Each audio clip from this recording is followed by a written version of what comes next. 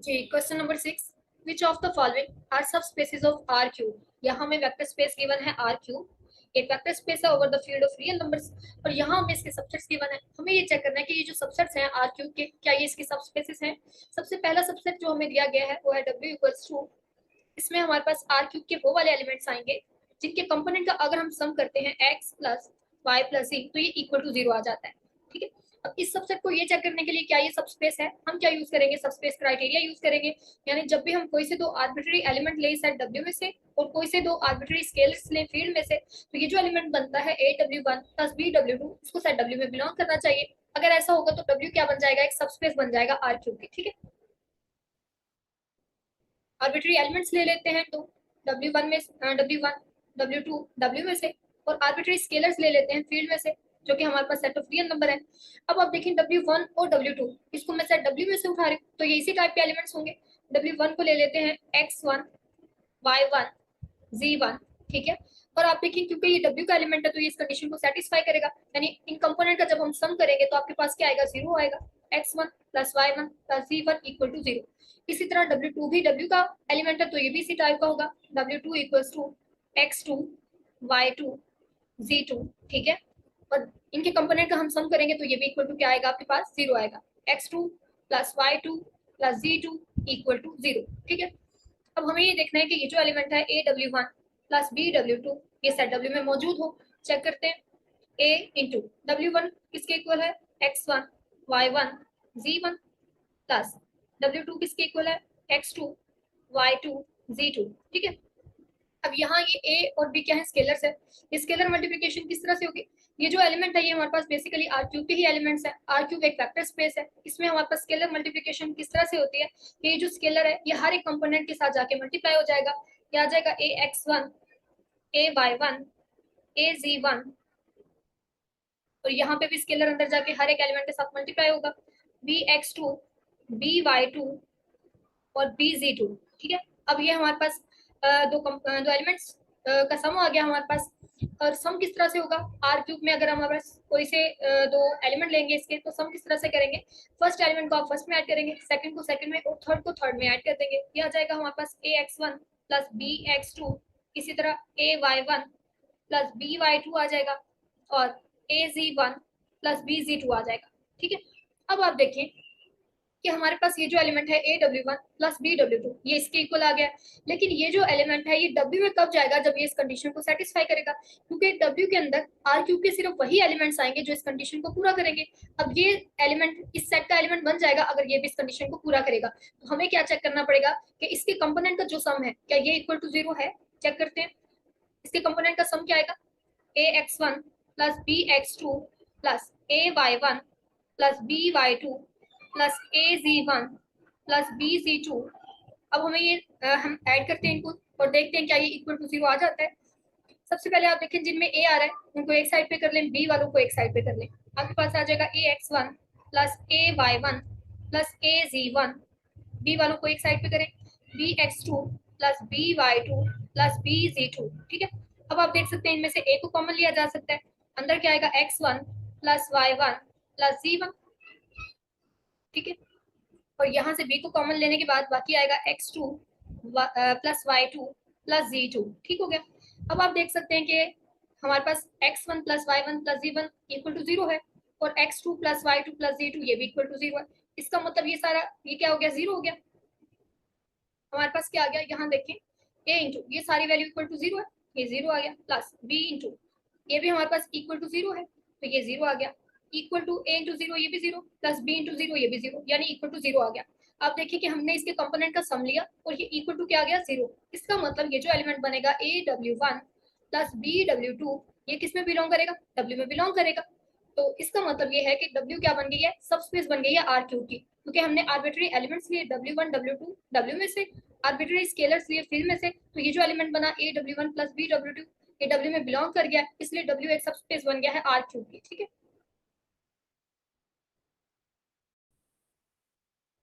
जी, next हमें subset दिया गया है डब्ल्यू इक्वल्स टू। इसमें हमारे पास आर क्यूब के वो एलिमेंट्स आएंगे एक्स वाई जी जिनके लिए इनका जो फर्स्ट कंपोनेंट होगा वो क्या होगा, ग्रेटर इक्वल टू जीरो होगा। अब ये जो बाकी एलिमेंट्स है ये कुछ भी हो सकते हैं, लेकिन जो फर्स्ट कंपोनेंट होना चाहिए वो क्या होना चाहिए, ग्रेटर इक्वल टू 0 होना चाहिए। अब इसे चेक करने के लिए भी हम सबस्पेस क्राइटेरिया यूज करेंगे। तो कोई भी आर्बिट्री एलिमेंट ले लेते हैं W1 W2 W में से, आर्बिट्री स्केलर्स ले लेते हैं फील्ड से क्योंकि हमारे पास रियल नंबर्स की है, और चेक करते हैं कि ये जो एलिमेंट है A W1 plus B W2, ये जो एलिमेंट है क्या ये W में मौजूद है। अब सबसे पहले तो आप देखेंगे W1 और W2 को हम सेट W में से ले रहे हैं, तो ये इसमें इसी टाइप के एलिमेंट्स होंगे। W1 को हम ले लेते हैं X1 Y1 Z1, ठीक है। और क्योंकि ये W का एलिमेंट है तो ये इस कंडीशन को पूरा करेगा, यानी इसका जो फर्स्ट कंपोनेंट होगा वो क्या होगा, ग्रेटर इक्वल टू 0 होगा। X1 जो है वो ग्रेटर इक्वल टू 0 होगा। इसी तरह W2 भी हमारे पास इसी टाइप का एलिमेंट होगा, X2 Y2 Z2, ठीक है। और क्योंकि ये भी W का एलिमेंट है तो इसका भी फर्स्ट कंपोनेंट जो है वो क्या होगा, ग्रेटर इक्वल टू 0 होगा। अब हमें इस कंपोनेंट को देखना है, चलिए जी कर देखते हैं इसको। A W1 plus B W2, a as it is W1 किसके इक्वल है, X1 Y1 Z1, ठीक है, plus B into W2 equal to X2 Y2 Z2, ठीक है। मल्टीप्लाई करें, क्या आ जाएगा आपके पास, AX1 AY1 AZ1 plus BX2 BY2 BZ2, ठीक है। ऐड कर दें, एडिशन किस तरह से होगी, फर्स्ट कंपोनेंट फर्स्ट में ऐड होगा, AX1 प्लस BX2 आ गया, इसी तरह AY1 प्लस BY2 आ गया, और AZ1 प्लस BZ2 आ गया। फर्स्ट फर्स्ट में ऐड हो गया, सेकंड सेकंड में, और थर्ड थर्ड में, ठीक है। अब ये जो एलिमेंट है ये हमारे पास इसके इक्वल है, ठीक है। अब ये जो एलिमेंट है ये सेट W में कब बिलोंग करेगा, जब इसका भी फर्स्ट कंपोनेंट क्या होगा, ग्रेटर इक्वल टू 0 होगा। अब चेक करते हैं कि इसका जो फर्स्ट कंपोनेंट है क्या वो ग्रेटर इक्वल टू 0 है। अगर इसका फर्स्ट कंपोनेंट भी ग्रेटर इक्वल टू 0 होगा तो ये जो एलिमेंट है ये W में बिलोंग कर जाएगा, और W जो है वो सबस्पेस बन जाएगी R³ की, ठीक है। अब इसका फर्स्ट कंपोनेंट क्या है, AX1 प्लस BX2। अब हमें ये देखना है क्या ये ग्रेटर इक्वल टू 0 है। अब देखिए कि X1 भी ग्रेटर इक्वल टू 0 है, X2 भी ग्रेटर इक्वल टू 0 है, लेकिन यहाँ जो A और B स्केलर्स आ रहे हैं इनको हम कहाँ से ले रहे हैं, फील्ड से ले रहे हैं। अब ये कोई जरूरी नहीं है कि जब हम इन स्केलर से इनको मल्टीप्लाई करें उसके बाद भी हमारे पास ग्रेटर इक्वल टू 0 आ जाए, तो ऐसा हमेशा होना जरूरी नहीं है, क्योंकि A और B अगर इनकी वजह से यहाँ पे हमें नेगेटिव आंसर मिल सकता है, क्योंकि स्केलर्स तो कुछ भी हो सकते हैं, कोई भी रियल नंबर स्केलर के तौर पे लिए जा सकते हैं, इसलिए ये हमेशा ग्रेटर इक्वल टू 0 ये जरूरी नहीं है तमाम स्केलर्स के लिए, ठीक है। इस वजह से W जो है वो ये जो एलिमेंट है AW1 प्लस BW2, ठीक है, ये जरूरी नहीं है कि हमेशा आर्बिट्री W1 W2 और आर्बिट्री स्केलर्स के लिए हमारे पास W का एलिमेंट बन जाए। इस वजह से ये जो सेट W है ये R³ की सबस्पेस नहीं है, ठीक है। नेक्स्ट देखते हैं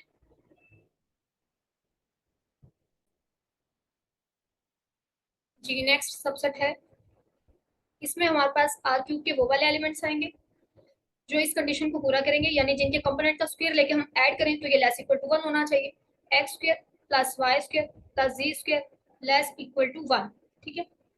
यहाँ पे भी क्या करेंगे, सबस्पेस चेक करने के लिए आर्बिट्री एलिमेंट्स ले लेंगे सेट के, W1 W2 belongs to W, arbitrary scalars ले लेंगे फील्ड से, ठीक है।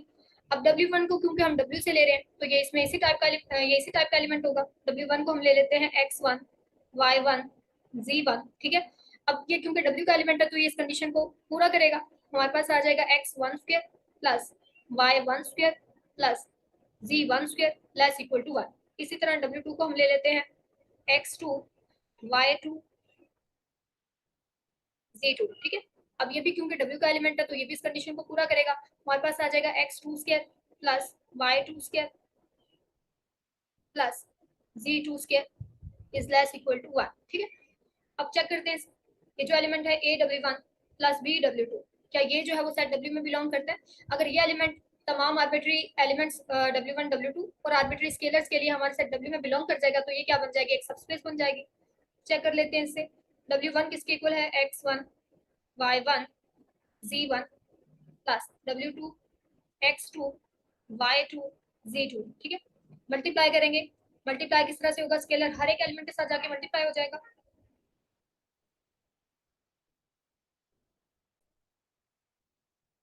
जी, ये हमारे पास आ जाएगा AX1 AY1 AZ1, और यहाँ से आ जाएगा BX2 BY2 BZ2, ठीक है। अब हमें क्या करना है, इन दोनों को ऐड करना है। ऐड करने से आपके पास क्या आ जाएगा, AX1 plus BX2 AY1 plus BY2, और आ जाएगा हमारे पास AZ1 प्लस BZ2, ठीक है। अब ये जो एलिमेंट है A W1 plus B W2, ये इसके इक्वल आ गया।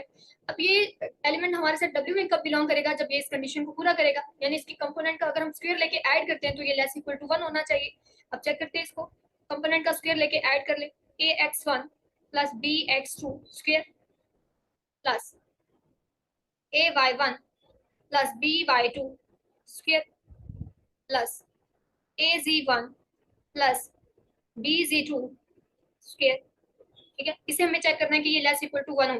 अगर ये लेस इक्वल टू 1 होगा तो ये हमारे साथ W में बिलोंग कर जाएगा ये एलिमेंट, और W क्या बन जाएगा, एक सबस्पेस बन जाएगा। स्क्वायर को ओपन कर लें, आपके पास आ जाएगा A square X1 square plus B square X2 square plus 2AB X1 X2। ठीक है, फिर आपके पास आ जाएगा A square Y1 square plus B square Y2 square plus 2AB Y1 Y2। इसी तरह जब आप इसका स्क्वायर लेंगे आपके पास आ जाएगा A square Z1 square plus B square Z2 square plus 2AB Z1 Z2। ठीक है,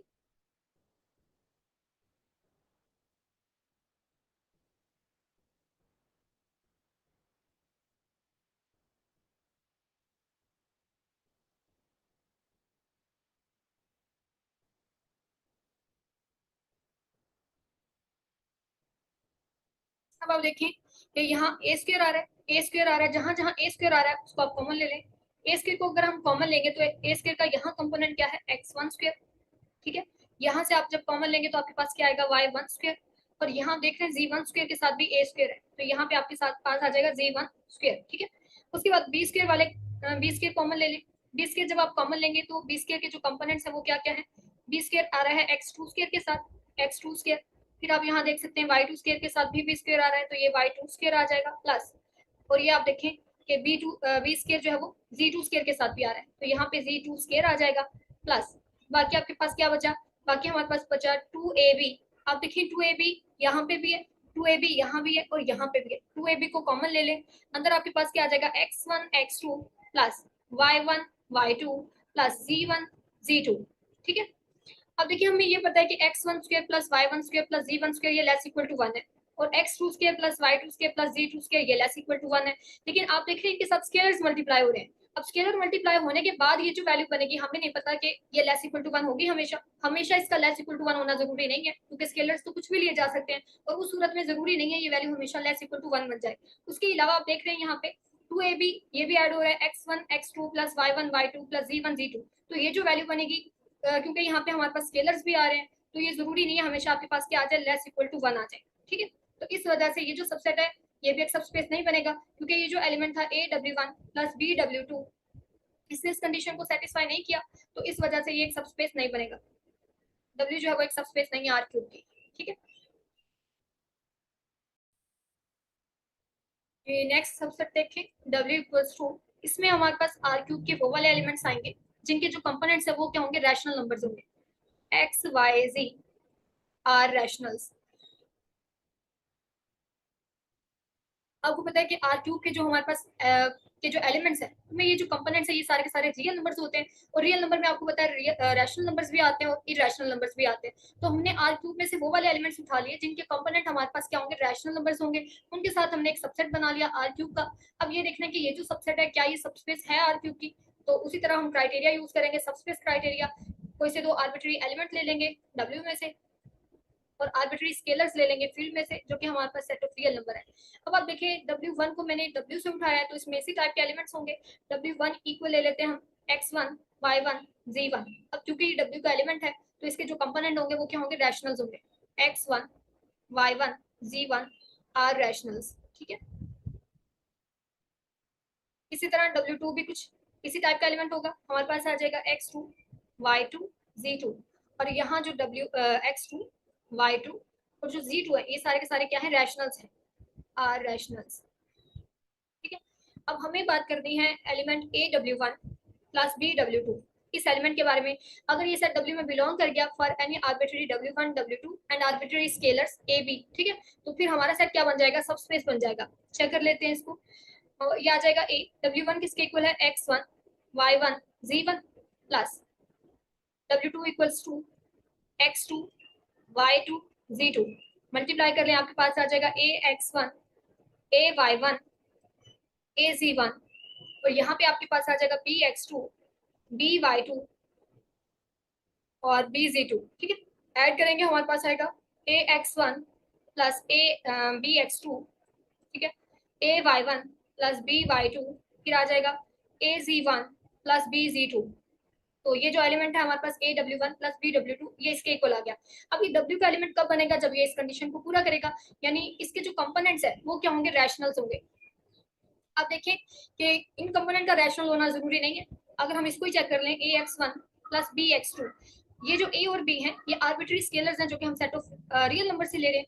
तो अगर X1 और X2 हमारे पास रैशनल नंबर्स हैं, तो जब ये इन स्केलर से मल्टीप्लाई होंगे तो उसके बाद जब ऐड करने के बाद हमारे पास नंबर आएगा तो वो कोई जरूरी नहीं है कि वो एक रैशनल नंबर हो। आप चेक कर सकते हैं, अगर मैं A को ले लूँ, A को मैं स्क्वायर रूट 2 ले लूँ और B को भी मैं क्या ले लूँ, स्क्वायर रूट 2, और ये जो हमारे पास रैशनल्स हैं X1 X2 इनको हम 1 ले लें, तो आपके पास यहाँ क्या आ जाएगा, स्क्वायर रूट 2, और यहाँ पे भी स्क्वायर रूट 2, यानी कि आपके पास आ जाएगा 2 square root 2 which is not a rational number. तो इस वजह से ये जो हमारे पास एलिमेंट बनेगा ये जरूरी नहीं है हमेशा आर्बिट्री स्केलर्स के लिए आपके पास इस सेट W का एलिमेंट बन जाए। ठीक है, तो इसका मतलब क्या होगा कि जो W है वो एक सबस्पेस नहीं है। ठीक है, क्योंकि ये इस क्राइटेरिया को पूरा नहीं कर रही, W is not a subspace of R cube. Next हमारे पास जो बाकी पार्ट्स हैं, सेकंड लास्ट, और ये आपके पास जो लास्ट है इस ये आपके लिए प्रैक्टिस के तौर पे है, ये आप लोग खुद करेंगे। ठीक है, बिल्कुल इसी तरह आपने क्या करना है, बिल्कुल इसी तरह आप करेंगे। कोई से दो आर्बिट्री एलिमेंट ले लेंगे, सेट के अंदर से आर्बिट्री स्केलर्स ले लेंगे और सबस्पेस क्राइटेरिया आप अप्लाई करेंगे और चेक कर लेंगे कि ये जो हमें सबसेट्स गिवन है क्या ये आर क्यूब की सबस्पेसिस है। बिल्कुल इसी तरह आपने करने ही है।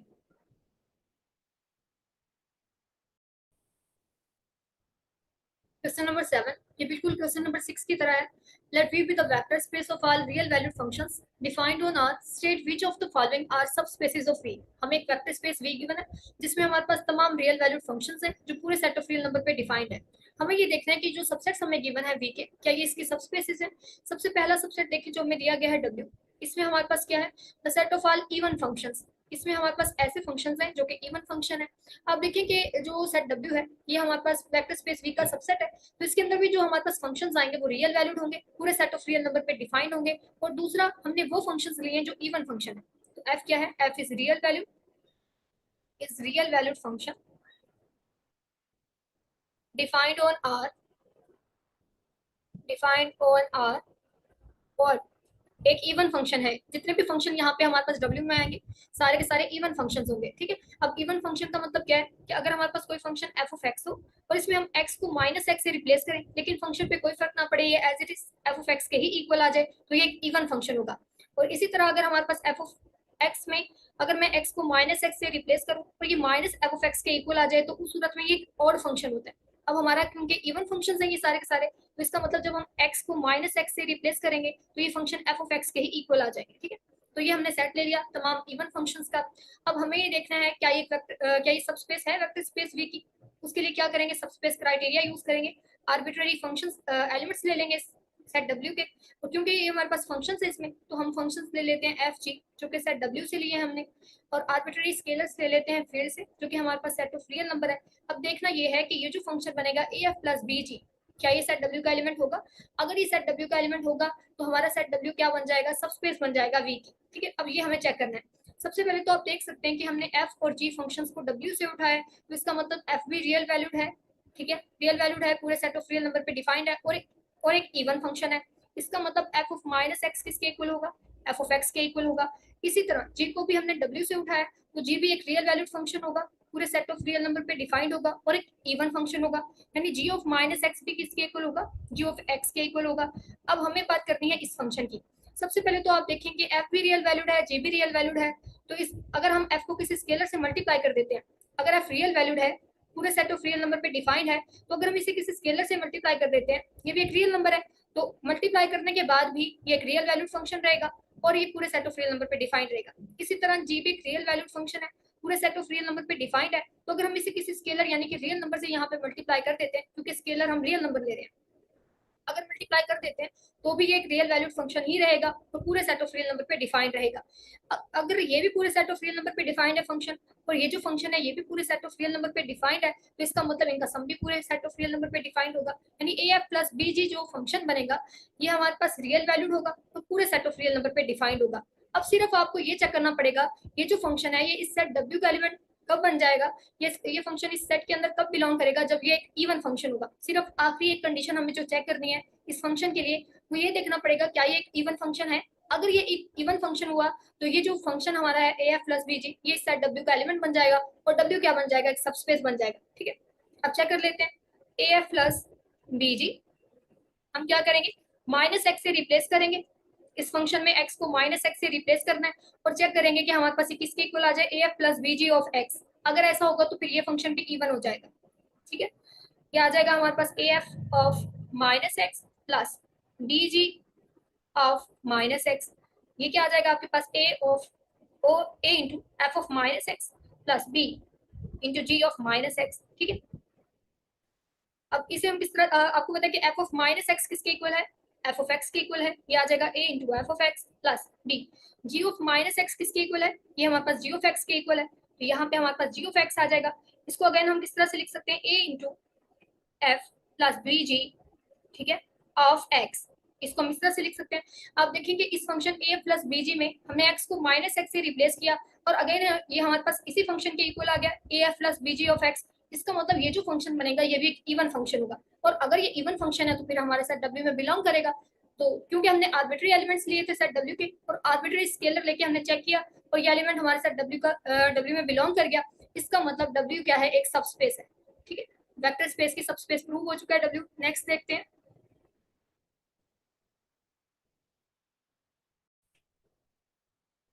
कि नेक्स्ट सबसेट देखें, the set of all differentiable functions. इसमें हमारे पास क्या पढ़े हैं डब्ल्यू में, ऑल डिफरेंशिएबल फंक्शंस है।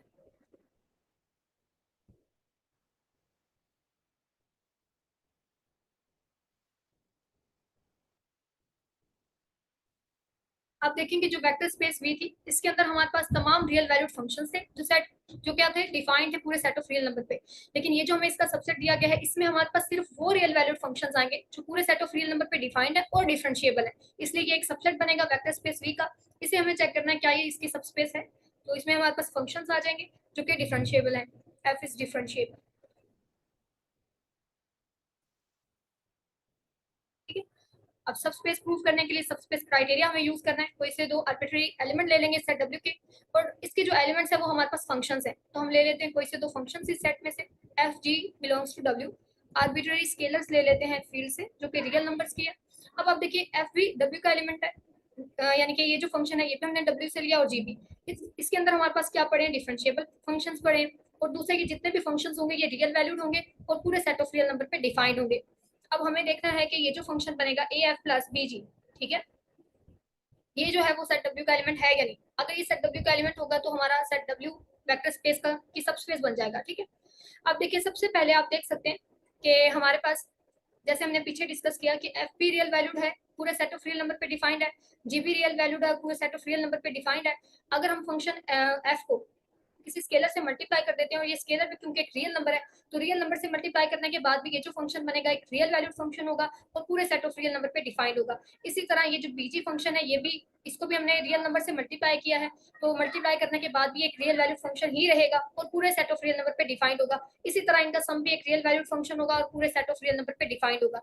अब ये चेक करने के लिए कि ये फंक्शन हमारे साथ डब्ल्यू में बिलोंग करता है नहीं, हमें सिर्फ ये देखना पड़ेगा कि क्या ये डिफरेंशिएबल फंक्शन है। अगर ये डिफरेंशिएबल फंक्शन हुआ तो ये भी सेट डब्ल्यू में बिलोंग कर जाएगा। ठीक है, अब एफ और जी दोनों डब्ल्यू के एलिमेंट है, डब्ल्यू में बिलोंग करते हैं ये फंक्शन, इसका मतलब एफ भी डिफरेंशिएबल है, एफ इज डिफरेंशिएबल, यानी कि आप कह सकते हैं कि एफ डैश एग्जिस्ट करता है और जी भी डिफरेंशिएबल होगा यानी कि जी डैश भी एग्जिस्ट करता है, इज डिफरेंशिएबल। एफ और जी दोनों के दोनों क्या है, आर डिफरेंशिएबल, क्योंकि इन्हें हमें सेट डब्ल्यू से उठाया। अब हमें इस फंक्शन को चेक करना है, चेक करें, डेरिवेटिव लेंगे इसका a f plus b g derivative.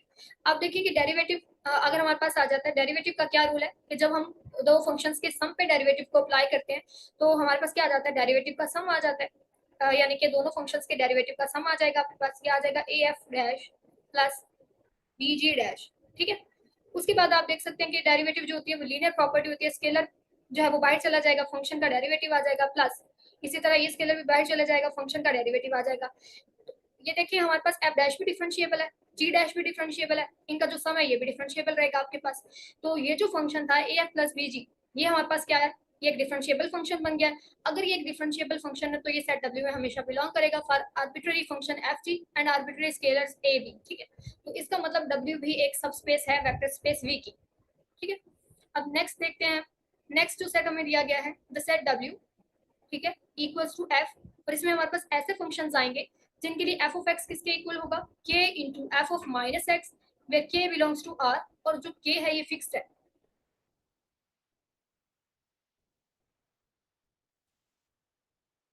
ठीक है, ये जो के है यहाँ पे ये फिक्स्ड होगा। इसे हम चेक कर लेते हैं। हमारे पास सेट गिवन है, इसमें हमारे पास ऐसे फंक्शंस आएंगे जिनके लिए एफ ऑफ एक्स किसके इक्वल होगा, के और f of minus x, where k is fixed, k जो है वो एक रियल नंबर है। ठीक है, अब इसको भी चेक करने के लिए आर्बिट्री एलिमेंट्स ले लें सेट के अंदर से, जो कि हमारे पास फंक्शंस होंगे। एफ और जी को ले लिया हमने डब्ल्यू से। आर्बिट्ररी स्केलर्स ले लें जो कि फील्ड के एलिमेंट्स होंगे, और वो यहाँ पे सेट ऑफ रियल नंबर है। अब आप देख सकते हैं कि एफ को भी हमने डब्ल्यू से लिया है, जी को भी हमने डब्ल्यू से लिया है, तो इसका मतलब ये इस कंडीशन को पूरा करेंगे। इसका मतलब आपके पास एफ ऑफ एक्स किसके इक्वल होगा, k into f of minus x के इक्वल होगा। इसी तरह जी ऑफ एक्स किसके इक्वल होगा, के क्योंकि फिक्स्ड है तो ये भी के ही रहेगा, जी ऑफ माइनस एक्स आ जाएगा। अब आपको ये देखना है कि ये जो फंक्शन है ए एफ प्लस बी जी, क्या ये सेट डब्ल्यू में बिलोंग करता है। अगर ये डब्ल्यू में बिलोंग करेगा तो फंक्शन ये जो सेट डब्ल्यू है ये क्या बन जाएगा, वेक्टर स्पेस वी की सब स्पेस बन जाएगा। ठीक है, अब वही बातें हम ऑलरेडी देख चुके हैं कि इसके अंदर हमारे पास जितने भी फंक्शंस आएंगे वो सारे के सारे रियल वैल्यूड हैं, पूरे सेट ऑफ रियल नंबर पे डिफाइंड है। फर्दर ये इस कंडीशन को पूरा करते हैं। अब ये हम देख चुके हैं कि ए एफ प्लस बीजी ये जो फंक्शन बनेगा ये भी हमेशा एक रियल वैल्यूड फंक्शन बनेगा, पूरे सेट ऑफ रियल नंबर पे डिफाइंड होगा। अब अगर हम ये चाहते हैं कि ये फंक्शन जो है वो इस सेट डब्ल्यू में बिलोंग करे, तो हमें ये चेक करना पड़ेगा क्या ये इस कंडीशन को पूरा करता है। अगर इसने इस कंडीशन को पूरा किया तो ये फंक्शन भी सेट डब्ल्यू का एलिमेंट बन जाएगा। ठीक है, तो हम चेक करेंगे कि a f plus b g of x, क्या ये इक्वल है के into f of minus x के। चलिए जी, ये क्या आ जाएगा आपके पास a f of x plus b g of x. ठीक है, अब स्केलर मल्टीप्लीकेशन किस तरह से होगी, ये जो स्केलर ए है ये एफ ऑफ एक्स के साथ मल्टीप्लाई हो जाएगा, इसी तरह ये जो स्केलर बी है ये जी ऑफ एक्स के साथ मल्टीप्लाई हो जाएगा। अब एफ ऑफ एक्स किसके इक्वल है, के into f of minus x के इक्वल है, ये लगा दें, k f of minus x plus b, और जी ऑफ एक्स किसके इक्वल है, के into g of minus x, तो यहाँ पे आ जाएगा के जी ऑफ माइनस एक्स। ठीक है, यानी ये हमारे पास किसके इक्वल आ गया, ये आ गया ए के एफ ऑफ माइनस एक्स।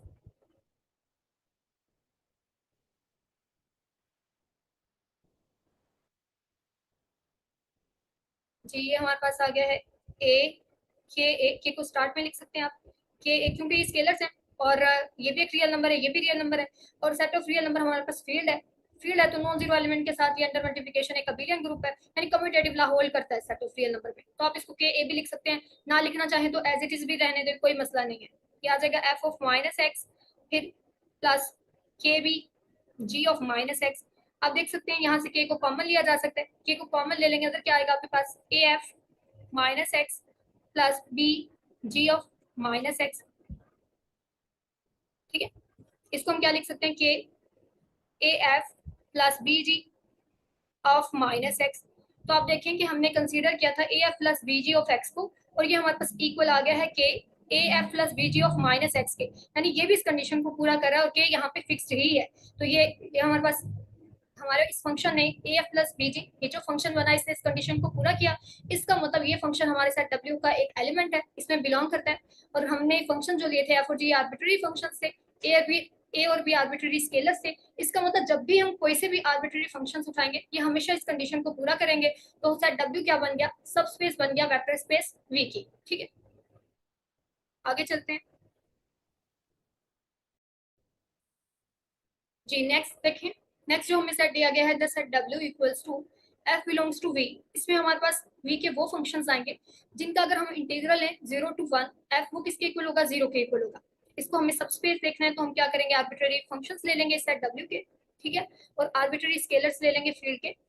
अब आप देखें कि एफ और जी को मैंने कहाँ से लिया, डब्ल्यू से लिया, तो ये इस कंडीशन को पूरा करेंगे। इसका मतलब इंटीग्रल फ्रॉम 0 to 1 एफ ये भी इक्वल टू 0 होगा। इसी तरह इंटीग्रल फ्रॉम 0 to 1 जी, ये भी किसके इक्वल होगा, ये भी 0 के इक्वल होगा। ठीक है,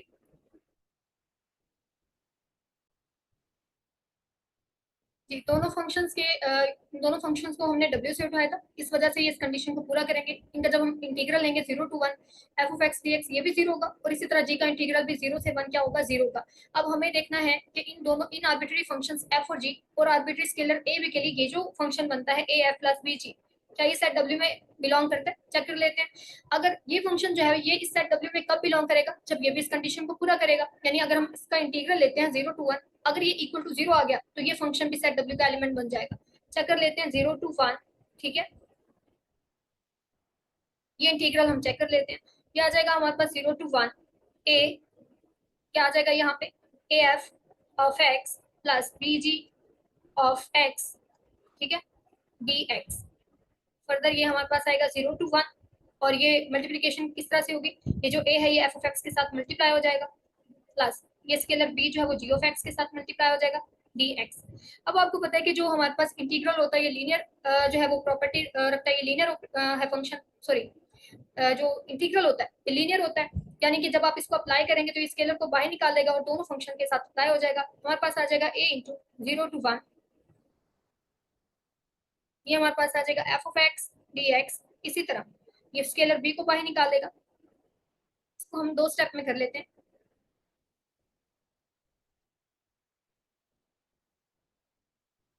जी, देखिए हमारे पास जब ये अप्लाई होगा तो इस फंक्शन के साथ सेपरेट अप्लाई हो जाएगा और इसके साथ सेपरेट अप्लाई हो जाएगा। हमारे पास आ जाएगा a f of x d x plus 0 to 1 b g of x d x. अब इस स्केलर को बाहर निकाल सकते हैं, इंटीग्रल जो है वो कांस्टेंट को बाहर निकाल देता है, ये आ जाएगा 0 to 1, ठीक है, f of x d x. इसी तरह ये कांस्टेंट भी बाहर आ जाएगा 0 to 1 g of x d x. अब आपको पता है हमें गिवन है कि क्योंकि हमने एफ और जी को डब्ल्यू से लिया था तो integral 0 to 1 F of x d x ये भी इक्वल टू 0 है, और ये जो इंटीग्रल है ये भी इक्वल टू 0 है। हमारे पास क्या आ गया, a into 0 plus b into 0 which is equal to 0। अब देखिए मैंने इंटीग्रल कंसीडर किया था 0 to 1 a f plus b g of x इस फंक्शन का, और ये मेरे पास ये भी इक्वल टू 0 आ गया। इसका मतलब इस फंक्शन ने इस कंडीशन को पूरा किया तो ये फंक्शन इस सेट W का एलिमेंट बन गया। तो इसका मतलब W क्या हो गया, फिर W सब स्पेस बन गया वेक्टर स्पेस V की। तो इस तरह से ये प्रूव हो चुका है, ठीक है।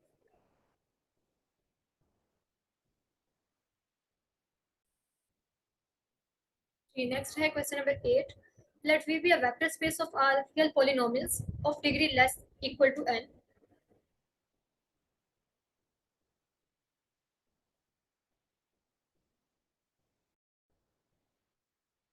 Let V be a vector space of all real polynomials of degree less equal to n together with a zero polynomial. अब वेक्टर स्पेस है तो इसका मतलब अंडर एडिशन ग्रुप होगी। अंडर एडिशन ग्रुप है तो आपको पता है अंडर एडिशन उसके अंदर एडिटिव आइडेंटिटी का होना जरूरी है, तो जीरो पॉलिनोमियल तो मस्ट है कि अगर हम वेक्टर स्पेस ले रहे हैं पॉलिनोमियल्स की तो उसमें जीरो पॉलिनोमियल का होना बहुत जरूरी है। अगर ये नहीं होगी तो फिर तो वो अंडर एडिशन ग्रुप ही नहीं होगा और वो वेक्टर स्पेस होगी ही नहीं, ठीक है। Determine whether or not W is a subspace of V where W consists of the zero polynomial. अब सबस्पेस बनाना है तो W में भी जीरो पॉलिनोमियल का होना जरूरी है, क्योंकि अगर सबस्पेस होती है तो वो बजाते खुद भी एक वेक्टर स्पेस होती है, उसे भी अंडर एडिशन अबेलियन ग्रुप होना पड़ेगा। तो जीरो पॉलिनोमियल तो मस्ट है, ठीक है। And all polynomials of degree less equal to n।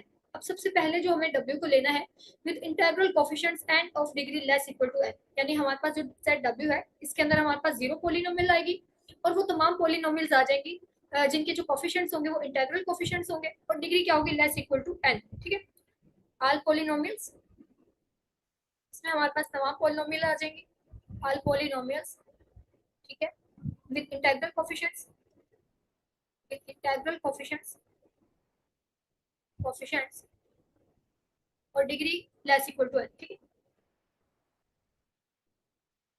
अब इस सेट को हमें चेक करना है क्या ये सबस्पेस है वेक्टर स्पेस V की।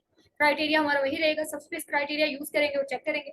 उसके लिए हम क्या करेंगे, कोई से दो आर्बिट्ररी पॉलिनोमियल्स ले लेंगे सेट की, यानी आर्बिट्ररी एलिमेंट्स ले लेंगे सेट W में से, और W के एलिमेंट्स हमारे पास क्या है, पॉलिनोमियल्स है, इनके जो कोफिशिएंट्स है वो हमारे पास क्या है, इंटीग्रल कोफिशिएंट्स है।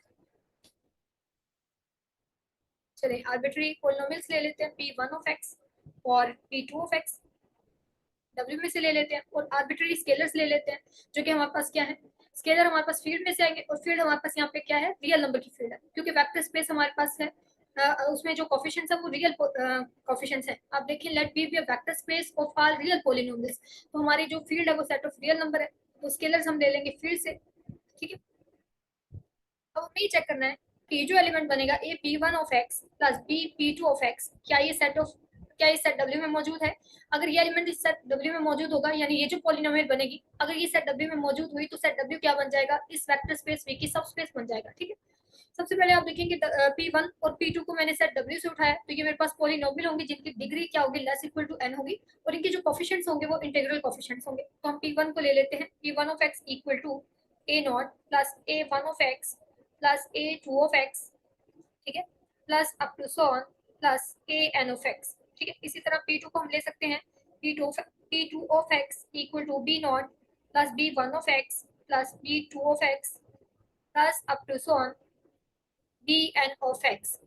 ठीक है, और ये जितने भी हमारे पास कोफिशिएंट्स हैं, यानी जितने भी a आई हैं और जितने भी ये b आई हैं, ये सारे के सारे इंटीजर्स हैं, क्योंकि w के अंदर जो पॉलिनोमियल्स हैं उनके जो कोफिशिएंट्स हैं वो इंटीग्रल कोफिशिएंट्स हैं, तो ये सारे के सारे इंटीजर्स हैं हमारे पास। ठीक है, अब चेक कर लेते हैं इसे। यहाँ आपके पास क्या आ जाएगा? देखिए degree less equal to n थी, तो आपको लग रहा होगा कि यहाँ हमने यहाँ पे हमारे पास x आएगा, ये ब्रैकेट्स नहीं आएंगे, ये हमारे पास वेरिएबल था x जो था।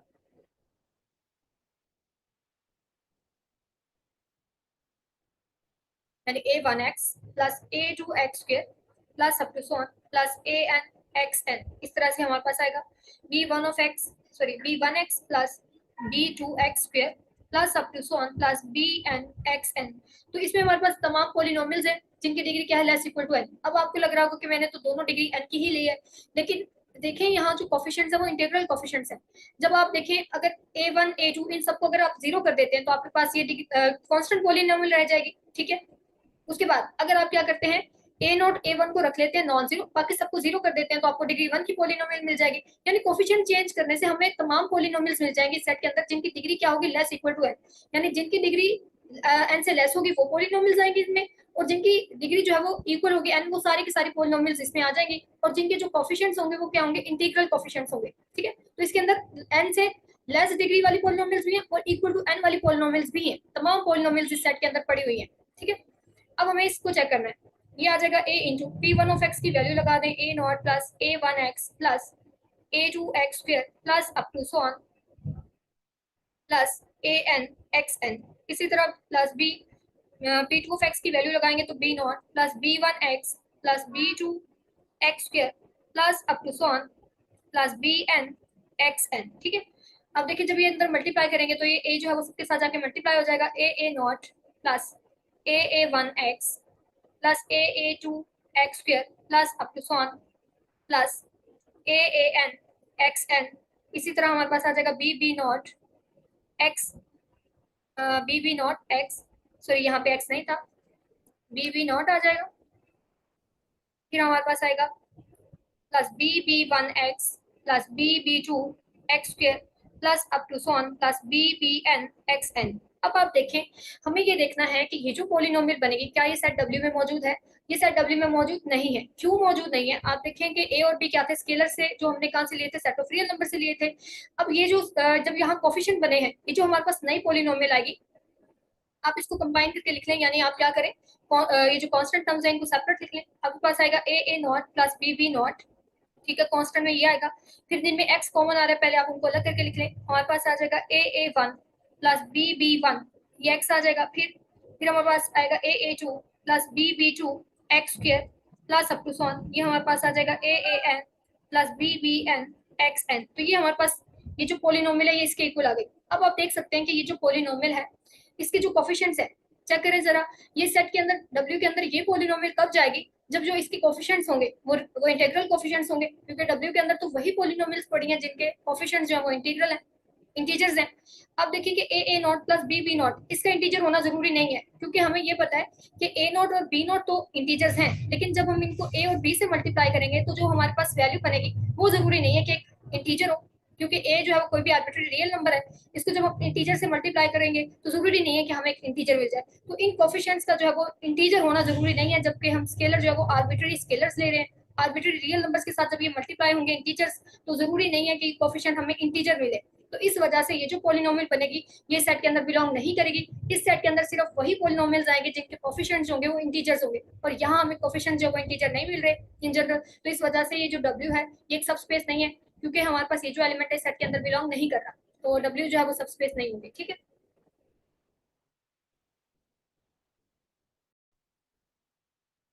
इसी तरह जो नेक्स्ट सेट हम लेंगे उसमें हमारे पास ऐसी पोलिनोमियल्स आएंगी जिनकी जो डिग्री होगी वो लेस इक्वल टू 3 होगी, यानी जिन पोलिनोमियल्स की डिग्री 3 से लेस होगी या इक्वल टू 3 होगी वो सारी पोलिनोमियल्स उस सेट के अंदर मौजूद होंगी।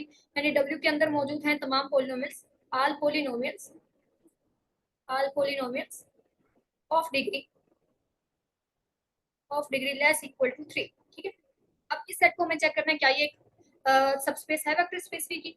तो वही क्राइटेरिया, आर्बिट्ररी स्केलर्स ले लेंगे फील्ड से और आर्बिट्ररी एलिमेंट्स ले लेंगे सेट W के जो कि पोलिनोमियल्स हैं P1 ऑफ x और P2 ऑफ x। ठीक है, अब P1 ऑफ x किसके इक्वल होगा, इसके अंदर जो पोलिनोमियल है उनकी डिग्री लेस इक्वल टू 3 है, तो हम इसको ले लेते हैं a not plus a1x plus a2x square plus a3x cube. ठीक है, और यहाँ पे जो हमारे पास a जितने भी a हैं ये ai ये क्या है, रियल नंबर्स है। अब देखिए यहाँ हमें बताया गया था कि आपने जो कोफिशिएंट्स ले लें वो इंटीग्रल कोफिशिएंट्स ले लें, लेकिन यहाँ हमें सिर्फ कहा गया कि आपने वो तमाम पॉलिनोमियल्स ले लेनी है जिनकी डिग्री क्या होगी, लेस इक्वल टू 3 होगी। तो वेक्टर स्पेस वी में से हम उन तमाम पॉलिनोमियल्स को उठा लेंगे जिनकी डिग्री क्या होगी, लेस इक्वल टू 3 होगी। तो आपको पता है वेक्टर स्पेस वी में हमारे पास तमाम पॉलिनोमियल्स जितने भी पॉलिनोमियल्स हैं उनके जो कोफिशिएंट्स हैं वो रियल कोफिशिएंट्स हैं, तो इसलिए इनके जो कोफिशिएंट होंगे ये रियल कोफिशिएंट होंगे। P2 ऑफ x को हम ले लेते हैं b not plus b1 x plus b2 x square plus b3 x cube. तो ये जितने भी b आई हैं ये भी रियल नंबर होंगे हमारे पास। ठीक है, अब चेक कर लेते हैं कि ये जो पोलिनोमियल बनेगी a p1 of x plus b p2 of x क्या ये सेट W में मौजूद होगी। देखें जरा, p1 ऑफ x की वैल्यू लगा दें a not plus a1x plus a2x square plus a3x cube. ठीक है, प्लस b, और हमारे पास जो P2 है ये किसके इक्वल आ जाएगा, B not plus B1x B2x square plus B3x cube. ठीक है, मल्टीप्लाई कर ले अंदर, हमारे पास आ जाएगा A not plus A1x plus A2x square plus A3x cube plus B not plus B1x plus B2x square plus B3x cube. अब आप क्या करें, जिनकी पावर सेम है उनको एक साथ लिख लें।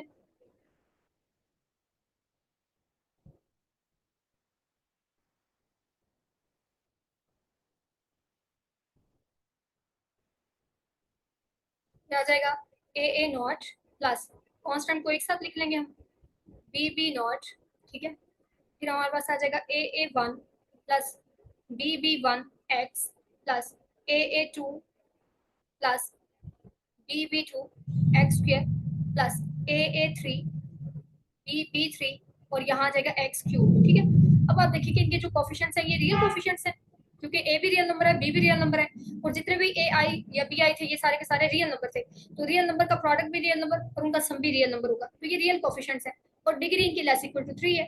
ठीक है, तो इसका मतलब ये है कि ये जो पॉलिनोमियल थी हमारे पास a p1 of x plus b p2 of x, ये अगेन हमारे सेट w का ही एक एलिमेंट है, यानी ये जो पॉलिनोमियल है ये सेट w के अंदर मौजूद है। जबकि हमने जो पॉलिनोमियल्स ली थी आर्बिट्ररी पॉलिनोमियल्स थी, और आर्बिट्ररी स्केलर्स के लिए हमारी कंडीशन पूरी पूरी हो रही है। इसका मतलब W क्या बन गया है, सब स्पेस बन गया है वेक्टर स्पेस V की। अब ये जो लास्ट पार्ट है ये आप खुद करेंगे, इसमें आपने क्या करना है, with only even powers of x and degree less equal to n। तो इसमें आपने इवन पावर्स की पोलिनोमियल लेनी है, तो आप देखेंगे इसमें भी एक कंडीशन पूरी हो जाएगी और ये भी आपके पास क्या बन जाएगी, एक सब स्पेस बन जाएगी। ठीक है, ये आप खुद चेक करेंगे।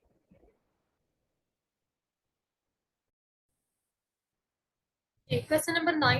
Express the vector 2 minus 5 3 in R cube as a linear combination of the vectors 1 minus 3 2, 2 minus 4 minus 1 and 1 minus 5 7।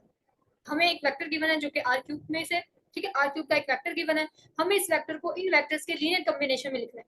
जब भी हमें किसी वेक्टर को बाकी वेक्टर्स के लीनियर कॉम्बिनेशन में लिखना होता है तो हम क्या करते हैं, फील्ड में से स्केलर्स ले लेते हैं। अब आप देखिए कि हमने इस वेक्टर को लिखना है, तो आप क्या करेंगे, 2 minus 5 3, ठीक है, इस वेक्टर को लिख लेंगे इक्वल्स टू, हमारे पास कितने वेक्टर्स हैं, 3 वेक्टर्स हैं, तो हमें 3 स्केलर्स चाहिए होंगे। ए बी सी ले लेंगे, फील्ड में से लेते हैं हमने, ठीक है, तो हमारे पास वेक्टर स्केलर आ गया। हमने क्या करना है, हर वेक्टर को स्केलर से मल्टीप्लाई करना है। ए को मैंने मल्टीप्लाई कर दिया इस वेक्टर के साथ 1 minus 3 2, इसको मल्टीप्लाई करते हैं बी के साथ, 2 -4 -1 प्लस इसको लिख दें आप, इसको मल्टीप्लाई करते हैं स्केलर सी के साथ, 1 -5 और 7। ठीक है, अब हमने क्या किया, इस वेक्टर को इन वेक्टर्स के लीनियर कॉम्बिनेशन में लिख लिया।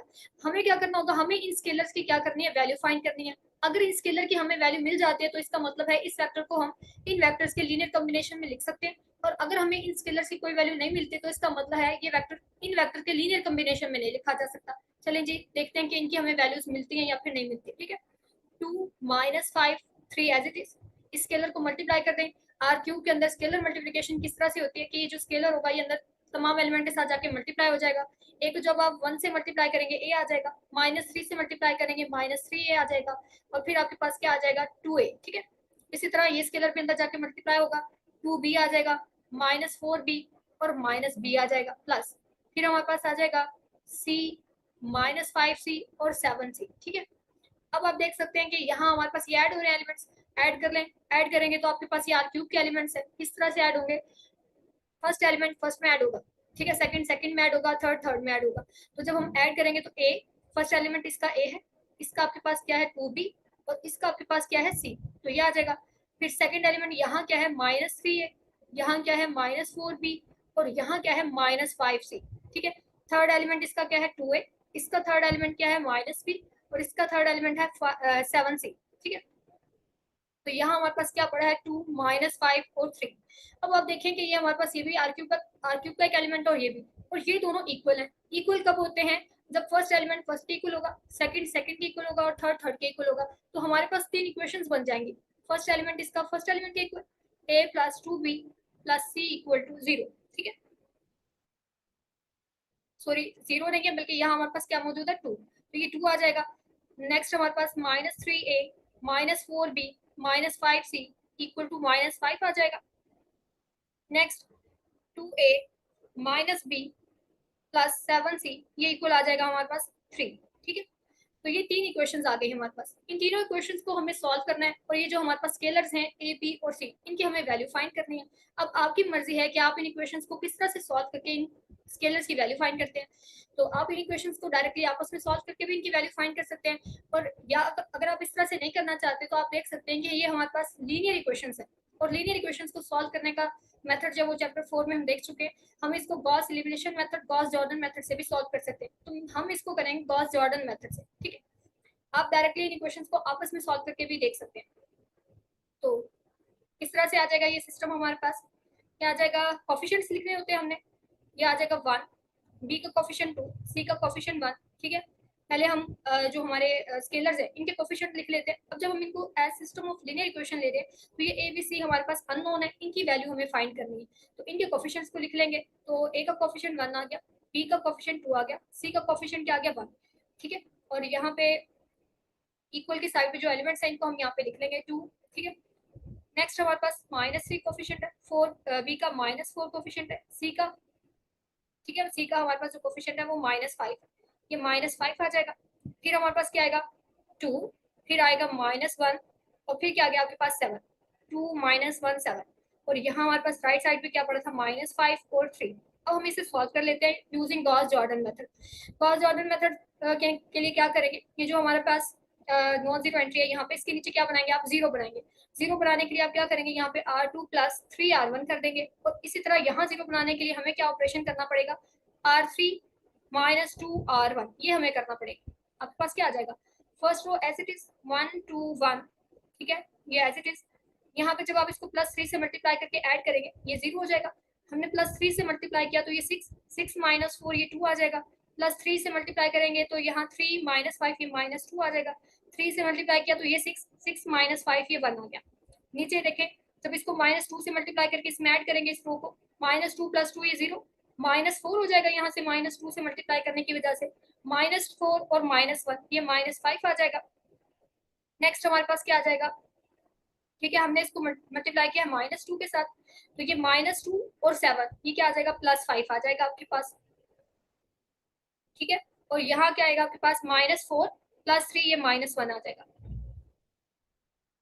दोबारा देख लेते हैं, हमने R3 को R3 -2 R1 किया था, 2 - 2 0, और -2 इंटू वाई रेस टू -4 -1 -5 -2 + 7 5 आ जाएगा, -4 + 3 -1 आ गया। अब आप देखिए, अब आपने क्या करना है, अब ताकि हमारी कैलकुलेशन इजी हो जाए, यहाँ पे क्या करेंगे 1 बनाएंगे और इसके ऊपर नीचे क्या करेंगे 0 बनाएंगे। तो आपके पास क्या आ जाएगा, हमारे पास R2 को किस तरह से यहाँ पे 1 बनाया जा सकता है, इसको डिवाइड कर दें आप 2 पे। R2 को जब आप 2 पे डिवाइड करेंगे आपके पास क्या आ जाएगा 1 2 1, बाकी सारे रोज एज इट इज। यहाँ पे आ जाएगा 1, यहाँ पे -1, यहाँ पे 1/2 आ गया, 0 -5 5, फिर आपके पास क्या आ जाएगा -1। ठीक है, अब आप देखिए, अब आपने क्या करना है, यहाँ 0 बनाना है और इसके नीचे 0 बनाना है। उसके लिए हमें क्या करना पड़ेगा, हमें कौन से 2 ऑपरेशन करने पड़ेंगे, हमें करना पड़ेगा R1 -2 R2, और फिर हमें क्या करना पड़ेगा थर्ड रो के लिए R3 + 5 R2। ठीक है,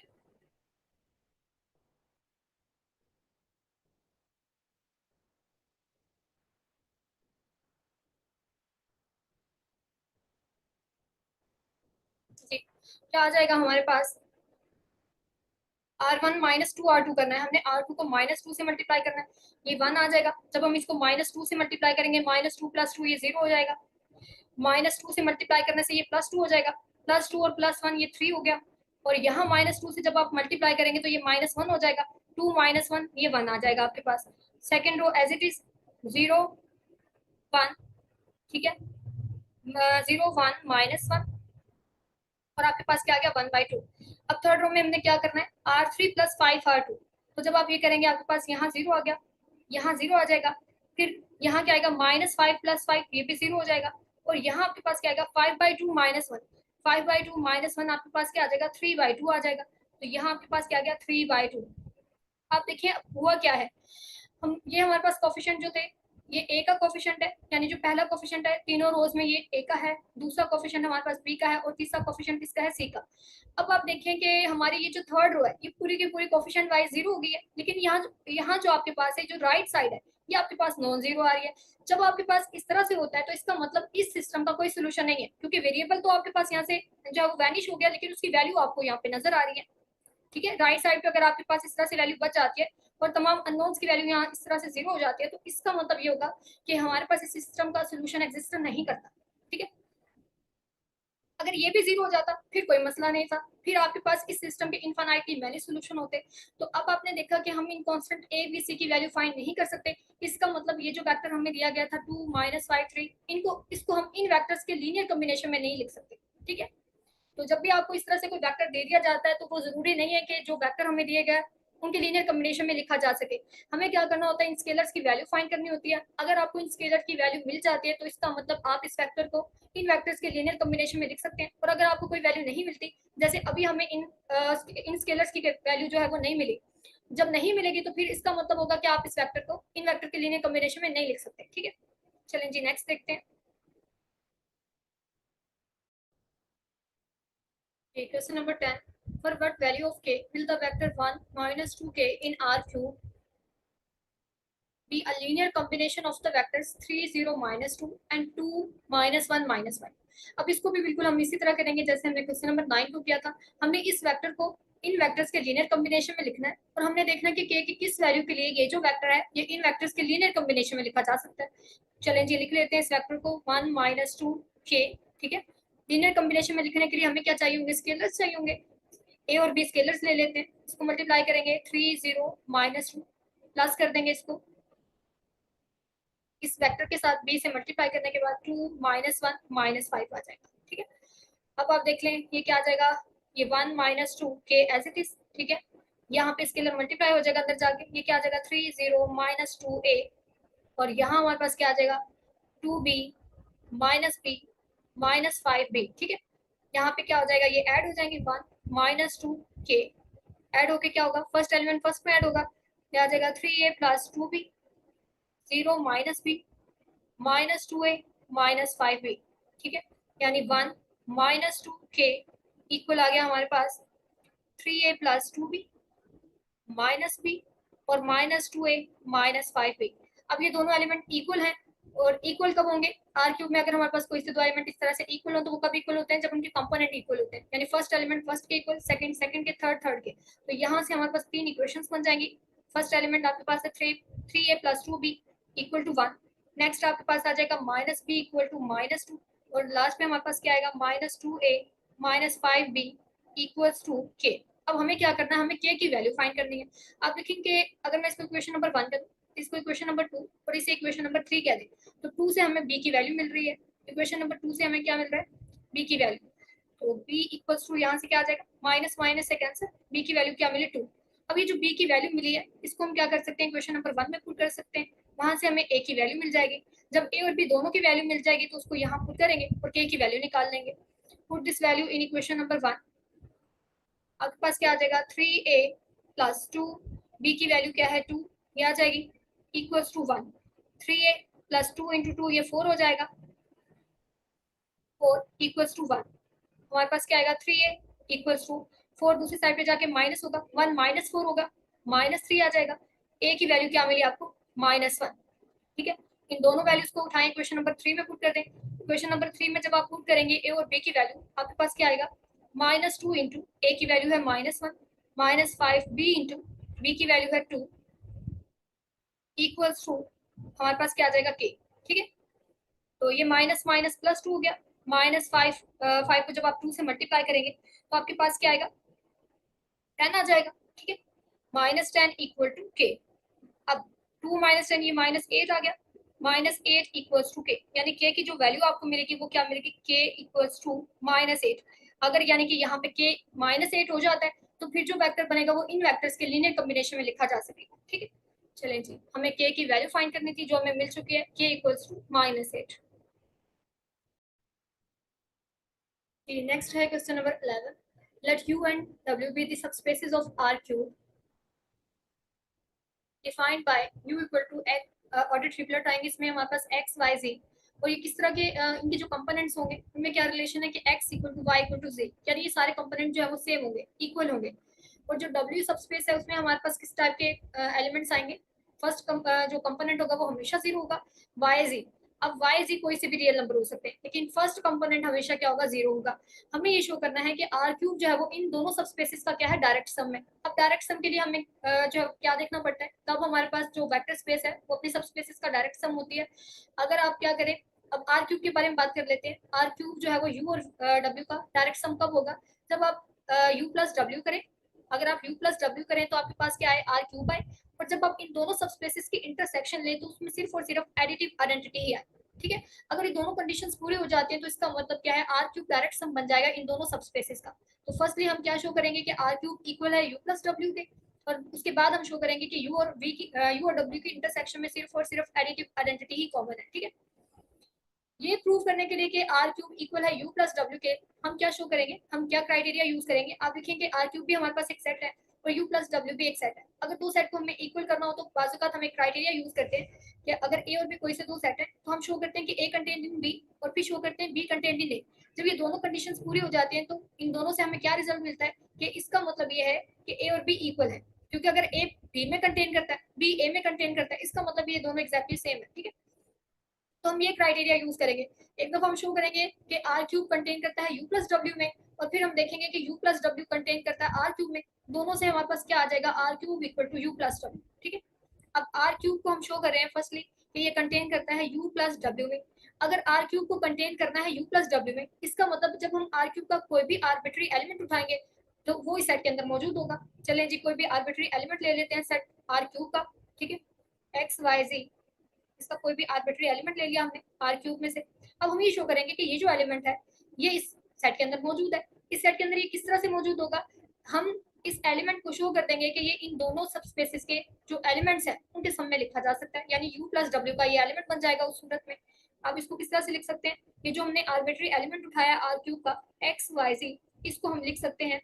देखें हमारे पास जो u सबस्पेस है उसके एलिमेंट किस तरह से है कि जितने भी जो भी कंपोनेंट है ये सारे हमारे पास इक्वल है, तो हम इसको ले लेते हैं एक्स एक्स एक्स। ठीक है, इक्वल हो गए, ये u का एलिमेंट बन जाएगा। प्लस सेकंड एलिमेंट हम ले लेते हैं, वो हमारे पास w का एलिमेंट होना चाहिए। अगर हम w का एलिमेंट यहाँ बना लेते हैं जो कि, और ये एलिमेंट चेंज भी नहीं होना चाहिए, हमने इसको इन दोनों सबस्पेसेस के एलिमेंट्स के सम में इस तरह से लिखना है कि ये एलिमेंट चेंज भी ना हो। ठीक है, अब आपने लिखना है यहाँ पे w का एलिमेंट, w का फर्स्ट एलिमेंट हमेशा जीरो रहेगा, अब y और z की जगह पे कोई भी रियल नंबर आ सकता है, तो यहाँ अगर मैं ले लूँ y माइनस एक्स और यहाँ मैं ले लूँ z माइनस एक्स, अब x और y ये भी रियल नंबर है, y z भी रियल नंबर है, तो y माइनस एक्स भी रियल नंबर होगा, z माइनस एक्स भी रियल नंबर होगा, लिहाजा ये w का कंपोनेंट बन जाएगा। ठीक है, अब आप देखें इन दोनों को अगर ऐड करते हैं तो यही एलिमेंट आपके पास बन रहा है। फर्स्ट एलिमेंट फर्स्ट में ऐड होगा, x प्लस जीरो करेंगे आपको x मिल जाएगा। सेकंड एलिमेंट सेकंड में ऐड होगा, y माइनस एक्स, इसमें जब आप x को ऐड करेंगे तो x से कैंसिल, माइनस एक्स से, और आपके पास y आ जाएगा। इसी तरह जब आप थर्ड एलिमेंट में थर्ड को ऐड करेंगे z minus x plus x करेंगे तो ये माइनस एक्स और प्लस एक्स कैंसिल, आपके पास z आ जाएगा। यानी इस एलिमेंट को हमने क्या किया, इन दोनों सब स्पेसिस के एलिमेंट्स के सम में लिख लिया, तो ये जो एलिमेंट बनेगा u प्लस w का एलिमेंट बनेगा, क्योंकि ये इनके एलिमेंट्स को सम करके बनाए, तो ये जो एलिमेंट चला गया ये किसका एलिमेंट बन गया, ये u प्लस w का एलिमेंट बन गया, क्योंकि ये u प्लस w टाइप का एलिमेंट है, तो ये किस में चला गया, ये u प्लस w में चला गया। इसका मतलब आप देखिए मैंने आर्बिट्री एलिमेंट उठाया था r क्यूब का, तो वो किस में चला गया है, u प्लस w में चला गया। इसका मतलब जब भी आप कोई एलिमेंट उठाएंगे r क्यूब का तो किस में चला जाएगा, वो u प्लस w में चला जाएगा। इसका मतलब r क्यूब कंटेन करता है u प्लस w में। इसी तरह अब हम u प्लस w का एक एलिमेंट उठाएंगे और शो कर देंगे वो किस में कंटेन करता है, r क्यूब में कंटेन करता है।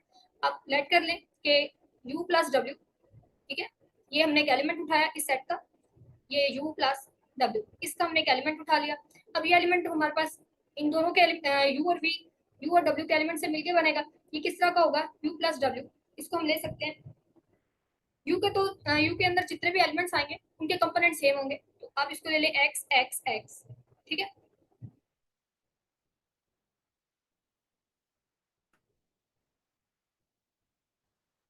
प्लस उसके बाद आप देखें w को हमने क्या ले लेते हैं, w के एलिमेंट कौन से हैं, w के एलिमेंट है फर्स्ट कंपोनेंट हमेशा जीरो रहेगा, y और z की जगह पे कोई सा भी रियल नंबर आ सकता है, तो यहाँ हम y z ही रख लेते हैं।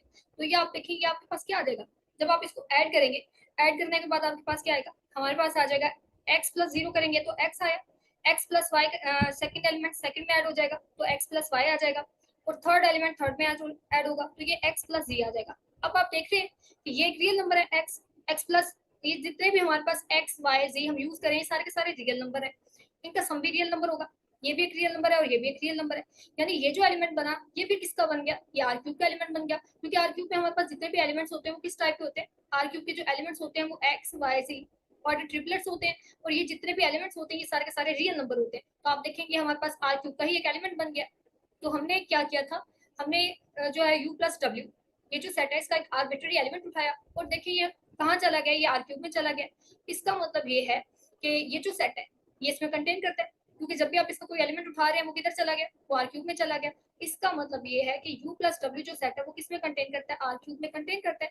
अब आप देखिए फर्स्टली हमने क्या शो किया था कि आर क्यूब कंटेन करता है u प्लस डब्ल्यू में, और यहाँ क्या आ गया कि u प्लस डब्ल्यू कंटेन करता है आर क्यूब में। तो 1 और 2 से हमारे पास क्या आ गया, बाय 1 एंड 2 हमारे पास क्या आ गया, r cube equal to u plus डब्ल्यू। ठीक है, इस रिजल्ट के थ्रू a कंटेन करता है b में और अगर b कंटेन करता है a में, तो इसका मतलब ये दोनों सेट इक्वल है। तो यहाँ पे हमारे पास यही हुआ है, इसका मतलब आर क्यूब किसके इक्वल आ गया, इस सेट u प्लस डब्ल्यू के इक्वल आ गया। अब आप देखें हमने आर क्यूब को इनके सम में लिख लिया, आर क्यूब हमारे पास इक्वल आ गया है u प्लस डब्ल्यू के।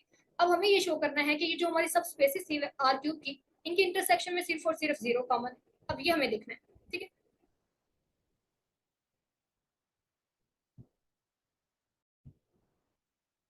नेक्स्ट हमें शो करना है u इंटरसेक्शन w किसके इक्वल है, जीरो, इसके इक्वल है। लेट कर लेते हैं हमारे पास u इंटरसेक्शन में हमारे पास एक एलिमेंट v बिलोंग करता है u इंटरसेक्शन w में। अगर v बिलोंग करता है u इंटरसेक्शन w में तो इसका मतलब v जो है वो u का भी एलिमेंट होगा और v जो है वो w का भी एलिमेंट होगा। अगर v जो है वो u का एलिमेंट है तो u में किस टाइप के एलिमेंट्स पड़े, ऐसे एलिमेंट पड़े हैं जिनके तमाम कंपोनेंट्स जो है वो इक्वल है। तो यहाँ हमारे पास v किसके इक्वल आ जाएगा, इसको हम x x x ये ले लेते हैं। इसी तरह v जो है वो w का भी एलिमेंट है, तो w में किस टाइप के एलिमेंट पड़े हैं, हमारे पास ऐसे एलिमेंट्स पड़े हैं, सॉरी यहाँ पे v है, ऐसे एलिमेंट पड़े हैं जिनका फर्स्ट कंपोनेंट जीरो है और बाकी कंपोनेंट y और z की जगह पे कोई सा भी रियल नंबर लिया जा सकता है, इसको हम yz ले लेते हैं। तो अब आप देखिए ये भी v के इक्वल है, ये जो एलिमेंट है, और ये भी v ही है, इसका मतलब ये इक्वल होंगे क्योंकि एग्जैक्टली है तो एलिमेंट सेम ही। तो यहाँ से हमारे पास क्या आ जाएगा, x x x equal to zero y z। अब ये दोनों एलिमेंट इक्वल है तो इसका मतलब इनके कंपोनेंट इक्वल है, फर्स्ट कंपोनेंट फर्स्ट के इक्वल, सेकंड कंपोनेंट सेकंड के इक्वल और थर्ड कंपोनेंट थर्ड के इक्वल। अब देखिए कि x इक्वल टू वाई आ गया, यानी कि आप कह सकते हैं कि y भी x के इक्वल है, z भी x के इक्वल है और x किसके इक्वल है, 0 के इक्वल है। इसका मतलब ये हो गया कि अगर x 0 के इक्वल है तो फिर y भी 0 के इक्वल है और इसी तरह z भी 0 के इक्वल है। यानी ये जो एलिमेंट बना, फिर ये जो एलिमेंट हमारे पास v है ये किसके इक्वल आया। अगर आप ये ले रहे थे v को equal to x x x, तो उस सूरत में भी आप देख सकते हैं x किसके इक्वल है, 0 के, तो v किसके इक्वल आ जाएगा, 0 0 0।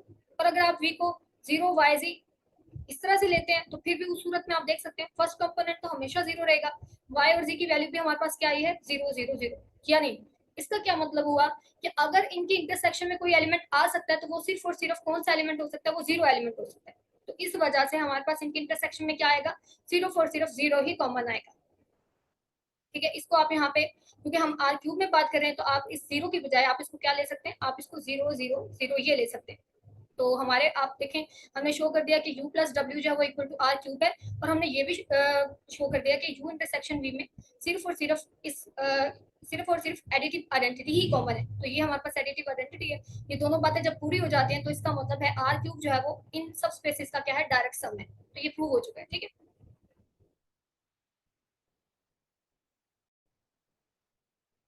जी नेक्स्ट है क्वेश्चन नंबर 12।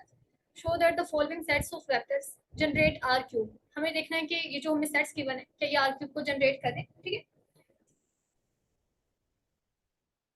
आप देखें कि हमें किस तरह से पता चलेगा कि ये जो सेट्स हैं ये आर क्यूब को जनरेट कर रहे हैं। हम क्या करेंगे, कब जनरेट करेगा ये आर क्यूब को, जब हम कोई सा भी आर्बिट्री एलिमेंट उठाएं आर क्यूब में से और वो इन वेक्टर्स के लीनियर कॉम्बिनेशन में अगर लिखा जा सकेगा तो इसका मतलब ये जो सेट ऑफ वेक्टर्स हैं ये आर क्यूब को जनरेट कर देंगे। चाहे जनरेट का वर्ड यूज किया जाए चाहे स्पैन का वर्ड यूज किया जाए, मतलब सेम ही होगा। जब भी आपको जनरेट का कहा जाएगा या आपको स्पैन का कहा जाएगा तो आप यही चेक करेंगे जिस भी वेक्टर स्पेस को आप जनरेट करवाना चाह रहे हैं तो आप देखेंगे क्या उसका कोई भी आर्बिट्री एलिमेंट अगर आप उठाते हैं तो वो इन वेक्टर्स के लीनियर कॉम्बिनेशन में लिखा जा सकता है। अगर लिखा जा सकेगा तो इसका मतलब ये जो सेट ऑफ वेक्टर्स है वो उस वेक्टर स्पेस को जनरेट कर देगा या स्पैन कर देगा। और अगर नहीं लिखा जा सकेगा तो फिर वो उस वेक्टर स्पेस को जनरेट या स्पैन नहीं कर सकेंगे। ठीक है, और अब आप देखें कि इससे प्रीवियस हमने क्वेश्चन किया था उसमें हमने देखा था कि अगर हम कोई भी वेक्टर ले लेते हैं और हम देखना चाहते हैं क्या वो गिवन वेक्टर्स के लीनियर कॉम्बिनेशन में लिखा जा सकता है, सॉरी क्या वो वेक्टर्स जो है वो लीनियर कॉम्बिनेशन में लिखा जा सकता है गिवन वेक्टर्स के, तो हमने किस तरह से देखा था, हम क्या करते थे स्केलर्स की वैल्यू फाइंड करते थे। अगर हमें स्केलर्स की वैल्यू मिल जाती थी तो वो उन वेक्टर्स के लीनियर कॉम्बिनेशन में लिखा जा सकता था, अदरवाइज नहीं लिखा जा सकता था। तो यहाँ पे हमने वही काम करना है। अब आप देखें हम इसको चेक करेंगे, क्वेश्चन पार्ट 1 को देखें। अब आर क्यूब जो है वो इन वेक्टर से कब जनरेट होगा, जब हम कोई सा आर्बिट्री एलिमेंट उठाएं आर क्यूब में से एक्स वाई जी, ये मैंने एक एलिमेंट ले लिया आर क्यूब का।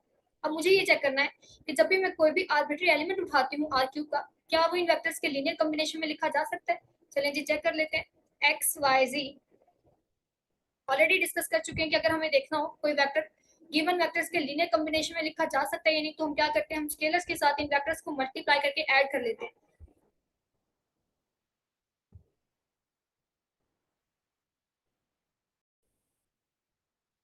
जी स्केलर्स हमने ले लिए एबीसी, ए को मल्टीप्लाई कर देंगे 1 2 3 इसके साथ, प्लस बी को मल्टीप्लाई कर देंगे 0 1 2, ठीक है, और सी को मल्टीप्लाई कर देंगे 0 0 1। ठीक है, अब ये वेक्टर्स जो है वो इन वेक्टर्स के लीनियर कॉम्बिनेशन में लिखा जा सकेगा अगर हमें इन स्केलर्स की वैल्यू मिल जाती है। अगर इन स्केलर की वैल्यू नहीं मिलती तो फिर ये वेक्टर इन लीनियर कॉम्बिनेशन में नहीं लिखा जा सकेगा।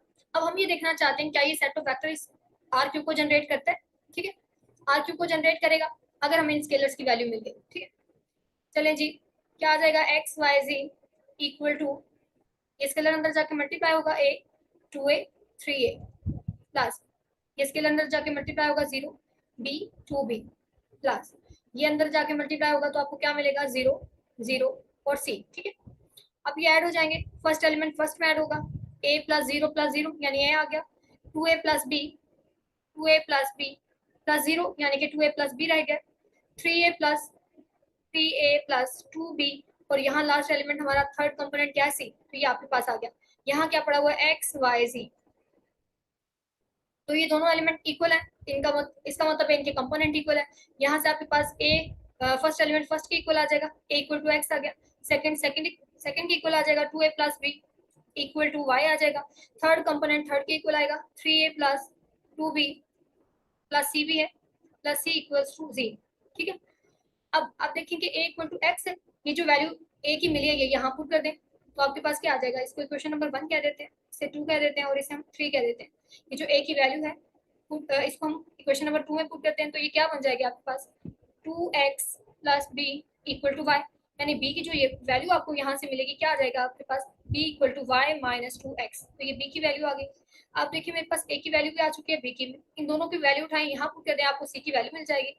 तो इक्वेशन नंबर 3 में जब a और b की वैल्यू पुट करेंगे क्या बन जाएगी 3x प्लस 2, b की वैल्यू है y minus 2x plus c equal to z। ये आ जाएगा 3x plus 2y minus 4x plus c equal to z। ये आ जाएगा 3x माइनस 4x करेंगे तो minus x plus 2y plus c equal to z। अब मुझे तो c की वैल्यू चाहिए, तो c की वैल्यू निकालने के लिए बाकी सबको उसी साइड पे शिफ्ट करें, क्या आ जाएगा z, ये माइनस x उधर जाके प्लस x हो जाएगा, फिर जो प्लस 2y है यहाँ आके माइनस 2y हो जाएगा। ठीक है, अगर आप तरतीब से लिखना चाहते हैं तो लिख लें, पहले x को लिख लें फिर माइनस 2y प्लस z, तो आपके पास ये c की वैल्यू आ गई। इसका मतलब ये है कि हमारे पास जो स्केलर्स थे उनकी वैल्यू क्या आई, a की वैल्यू आ गई हमारे पास x, b की वैल्यू आई y माइनस 2x, और इसी तरह जो स्केलर c था उसकी वैल्यू क्या आई x minus 2y plus z। तो ये जो वेक्टर है ये इन वेक्टर्स के लीनियर कॉम्बिनेशन में लिखा जा सकता है क्योंकि हमें स्केलर्स की वैल्यू मिल गई। अगर आपको स्केलर की वैल्यू ना मिलती तो फिर ये वेक्टर इनके लीनियर कॉम्बिनेशन में ना लिखा जा सकता। ठीक है, किस तरह से लिखा जाएगा, अब x y z equal to, यहाँ पे यहाँ जाके लाके आपने क्या करनी है, स्केलर की वैल्यू रख दें। a की वैल्यू क्या आई थी x, बाकी as it is 1 2 3 plus b की क्या वैल्यू आई है y minus 2x, y minus 2x आ गया, और 0 1 2 ये vector as it is, plus c की जगह पे c की वैल्यू रखें और x minus 2y plus z, और वेक्टर एज इट इज 0 0 1। तो आपने देखा कि ये जो वेक्टर है ये इन वेक्टर्स के लीनियर कॉम्बिनेशन में लिखा जा सकता है। तो ये क्योंकि कोई आर्बिट्री वेक्टर उठाया था, इसका मतलब ये है कि आर क्यूब के तमाम एलिमेंट्स को हम इन वेक्टर्स की मदद से जनरेट कर सकते हैं। ठीक है, तो इसका मतलब ये set of vector r cube को जनरेट कर देगा। नेक्स्ट इसी तरह आपने क्या करना है, ये जो बाकी पार्ट है क्वेश्चन नंबर 12 का सेकंड जो पार्ट है ये आप खुद करेंगे, बिल्कुल इसी तरह आपने करना है। Arbitrary scale vector, arbitrary vector ले लेंगे आर क्यूब का और चेक करेंगे कि क्या वो इस तरह लीनियर कॉम्बिनेशन में लिखा जा सकता है इन वेक्टर्स के। आप क्या करेंगे, स्केलर्स की वैल्यू फाइंड करेंगे जैसे अभी मैंने आपके सामने किया। ठीक है, तो ये आप खुद करेंगे। इसी तरह क्वेश्चन नंबर 13 में भी हमें यही काम करना है, determine whether the set s equal to 1 1 2 1 0 1 2 1 3 spans r cube. अब मैंने आपको बताया चाहे स्पैन का वर्ड आ जाए चाहे जनरेट का वर्ड आ जाए, मतलब सेम ही होगा। यहाँ पे भी हमें यही चेक करना है क्या ये जो सेट ऑफ वेक्टर है ये आर क्यूब को जनरेट करता है, और उसके लिए मैंने आपको बताया क्या तरीकेकार होगा। आप एक आर्बिट्ररी एलिमेंट पकड़ेंगे आर क्यूब का और ये चेक करेंगे क्या ये इन वेक्टर्स के लीनियर कॉम्बिनेशन में लिखा जा सकता है, और वो हम किस तरह से चेक करेंगे। इस तरह से लिखने के बाद हम इन स्केलर्स की वैल्यू फाइंड करने की कोशिश करेंगे। अगर हमें इन स्केलर्स की वैल्यू मिल जाती है तो इसका मतलब इस वेक्टर को इन वेक्टर्स के लीनियर कॉम्बिनेशन में लिखा जा सकता है, और अगर इनकी वैल्यू नहीं मिलती तो फिर इसका मतलब हम इस वेक्टर को इन वेक्टर्स के लीनियर कॉम्बिनेशन में नहीं लिख सकते, और जब हम इसको नहीं लिख सकेंगे तो इसका मतलब ये set of vector r cube को जनरेट नहीं कर सकता। ठीक है, तो ये आप खुद चेक कर लेंगे बिल्कुल सेम इसी तरीके से।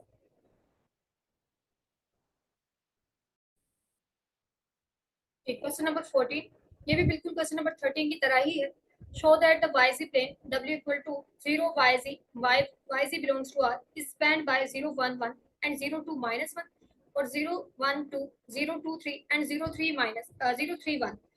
अब देखिए कि हमें ये शो करना है कि जो yz प्लेन है वो इन वेक्टर से क्या हो जाता है, स्पैन हो जाता है या फिर जनरेट हो जाता है। पहले हम देखते हैं पार्ट 1 को। अब देखिए कि जो वाई जी प्लेन के कंपोनेंट्स होंगे उसमें हमेशा एक्स कंपोनेंट जीरो रहेगा और वाई जी यहाँ पे क्या है, रियल नंबर है। अब ये शो करने के लिए कि वाई जी प्लेन इन वेक्टर से जनरेट हो जाता है या स्पैन हो जाता है, हम क्या शो करेंगे कि जब भी कोई भी आर्बिट्री एलिमेंट लेंगे इस वाई जी प्लेन का वो इन वेक्टर्स के लीनियर कॉम्बिनेशन में लिखा जा सकता है। अगर हम ये शो कर देते हैं तो ये प्रूव हो जाएगा कि वाई जी प्लेन इन वेक्टर से स्पैन किया जा सकता है या फिर जनरेट किया जा सकता है। ठीक है, कोई भी आर्बिट्री एलिमेंट ले लिया हमने वाई जी प्लेन का जो कि इस टाइप का होगा 0 वाई जी। ठीक है, डब्ल्यू डब्ल्यू में पढ़े हैं वाई जी प्लेन के तमाम कंपोनेंट्स। ठीक है, एलिमेंट्स। अब हमें ये शो करना है कि ये जो वेक्टर है ये इन वेक्टर्स के लीनियर कॉम्बिनेशन में लिखा जा सकता है, तो हमें क्या जरूरत पड़ेगी, स्केलर्स की। 0 वाई जी इक्वल टू आ जाएगा स्केलर्स ए इंटू ये वाला वेक्टर 0 1 1 प्लस बी इंटू ये जो सेकंड वेक्टर है इसको लिखेंगे 2 माइनस 1, सॉरी ये हमारे पास है 0 2 माइनस 1 0 2 माइनस 1। तो ये जो स्केलर हम ले रहे हैं ये हम कहाँ से लेते हैं, फील्ड से लेते हैं जो कि यहाँ पे क्या है, रियल नंबर है। अब ये क्या आ जाएगा आपके पास 0 Y z equal to multiply करें, क्या आ जाएगा आपके पास 0 ए ए प्लस यहाँ 0 2b माइनस बी, ठीक है। उसके बाद आप देखिए ये दोनों ऐड हो रहे हैं, ऐड कर लें, 0 प्लस 0 करेंगे 0, a प्लस 2b आ जाएगा हमारे पास और a माइनस बी आ जाएगा, a माइनस बी। तो ये किसके इक्वल है, ये 0 y z इसके इक्वल है, ठीक है। अब ये दोनों एलिमेंट इक्वल हैं तो इनके कंपोनेंट इक्वल होंगे, तो 0 इक्वल टू 0 और आपको क्या मिलेगा y equal to second component second के इक्वल a प्लस 2b, ठीक है। और थर्ड कंपोनेंट थर्ड के इक्वल तो हमें मिलेगा z equal to a minus b. हमें क्या करना है, हमें इन स्केलर्स की वैल्यू चाहिए a और b की, ठीक है। इसको इक्वेशन नंबर 1 कह दें, इसको आप इक्वेशन नंबर 2 कह दें। अब आप देखें कि अगर मैं इक्वेशन नंबर 1 और 2 को सब्ट्रैक्ट कर लूँ तो ये a कैंसिल हो जाएगा, मुझे b की वैल्यू मिल जाएगी। चलें जी 1 माइनस 2 कर लेते हैं, दोबारा से लिख लेते हैं a प्लस 2b, ये किसके इक्वल है, y के इक्वल है। और सेकंड इक्वेशन हमारे पास है a minus b equal to c। जब आप इन दोनों को सब्ट्रैक्ट करेंगे ये माइनस हो जाएगा, ये प्लस और ये माइनस, ये दोनों तो कैंसिल हो गए। यहाँ से क्या आया 3b equal to y minus z। तो यहाँ से जो आपको b की वैल्यू मिलेगी ये आ जाएगा 1/3 इंटू वाई माइनस z। अब आपको b की वैल्यू मिल चुकी है इन दोनों इक्वेशन में से, जिसमें चाहे मर्जी जाके पुट कर लें। हम इसको इक्वेशन नंबर 2 में पुट कर लेते हैं। तो इक्वेशन नंबर 2 में जब इसकी वैल्यू पुट करेंगे b की, तो देखते हैं a की क्या वैल्यू मिलती है, z equal to a as it is minus b की वैल्यू पुट कर दें 1/3 y माइनस z, ठीक है। ये जो माइनस 1/3 इंटू वाई माइनस जी है दूसरी साइड पे जाके ऐड हो जाएगा, a की वैल्यू क्या आएगी z प्लस 1/3 वाई माइनस जी, ठीक है। अब इस 1/3 को अंदर मल्टीप्लाई कर लें, ये आ जाएगा z प्लस 1/3 वाई माइनस 1/3 जी। ये भी z है और ये भी z है, ऐड हो गई, ये क्या वैल्यू आएगी हमारे पास आ जाएगा a equal to 1/3 y as it is, ये 1, ये आ जाएगा आपके पास 1 माइनस 1/3 इंटू जी, ये आ गया 1/3 y as it is. 1 minus 1/3 equal to 2/3, ये आ जाएगा 2/3 जी। यहाँ से 1/3 को कॉमन ले लें, 1/3 कॉमन लिया, अंदर क्या बचा 1 वाई प्लस 2 जी। तो हमारे पास जो a की वैल्यू आई वो क्या आई 1/3 इंटू वाई प्लस 2 जी। b की वैल्यू आई थी हमारे पास 1/3 वाई माइनस सी, और a की जो वैल्यू मिली है वो है 1/3 वाई प्लस 2 जी। तो आप देखें हमें किसी भी आर्बिट्री एलिमेंट के लिए इन स्केलर की वैल्यू मिल गई, यानी ये जो एलिमेंट है जब भी हम कोई भी आर्बिट्री एलिमेंट उठाएंगे वाईजी प्लेन का, वो इन वेक्टर्स के लीनियर कॉम्बिनेशन में लिखा जा सकेगा। इसका मतलब है ये जो वेक्टर्स है ये आर वाईजी प्लेन को क्या कर देंगे, जनरेट कर देंगे या स्पैन कर देंगे। तो ये जो है वो प्रूव हो चुका है कि वाईजी प्लेन इन वेक्टर से जनरेट हो सकता है। इसी तरह आप क्या करेंगे, सेकंड पार्ट को कर लेंगे, बिल्कुल इसी तरह आपने करना है, ठीक है। ये आप खुद करेंगे।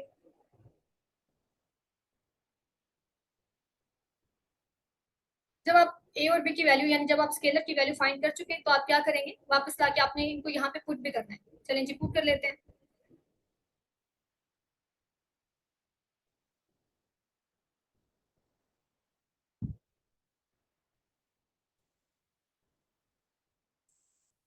0 y z वेक्टर इक्वल आ जाएगा, यहाँ जहाँ जहाँ से हमने स्टार्ट किया था यहाँ लाके आपने स्केलर की वैल्यू वापस पुट करनी है। ए की वैल्यू क्या है 1/3 वाई प्लस 2 जी, ठीक है, इंटू 0 1 1 ये vector as it is, plus b की जगह पे बी की वैल्यू लगाएंगे प्लस 1/3, बी की वैल्यू है वाई माइनस सी, इंटू 0 2 -1 ये वेक्टर एज इट इज 0 2 -1, ठीक है। तो यहाँ लाके आपका काम खत्म हो जाएगा। चलिए जी नेक्स्ट अब आपने पुट करना है। नेक्स्ट है question number 15, find an equation और equations of the subspace W of R cube span by each of the following sets of vectors. हमें ये सेट ऑफ वेक्टर्स गिवन है, हमें ये देखना है कि इन सेट्स ऑफ वेक्टर से R क्यूब की जो सबस्पेस जनरेट हो रही है उसकी इक्वेशन हमें फाइंड करनी है, ठीक है। अब लेट कर लेते हैं कि इन सेट ऑफ वेक्टर से हमारे पास जो एलिमेंट जनरेट हो रहे हैं, हमें क्या करना है, हमें ये देखना है कि इन सेट्स ऑफ वेक्टर से आर क्यूब की जो सबस्पेस जनरेट हो रही है हमें उसकी इक्वेशन फाइंड करनी है। अब आप देखिए अगर ये सबस्पेस है डब्ल्यू आर क्यूब की, तो डब्ल्यू के अंदर जो एलिमेंट्स होंगे वो आर क्यूब में से ही एलिमेंट उठा के हम इसमें रखेंगे, क्योंकि जो सबस्पेस होती है वो वेक्टर स्पेस की सबसेट होती है। अब हम लेट कर लेते हैं कि इन सेट्स ऑफ वेक्टर से जो आर्बिट्री एलिमेंट जनरेट हो रहा है वो क्या है एक्स वाई सी, ये कोई भी आर्बिट्री एलिमेंट है जो कि इस सेट ऑफ वेक्टर से क्या हो रहा है, जनरेट हो रहा है x y c. Let x y c, ठीक है, बी एनी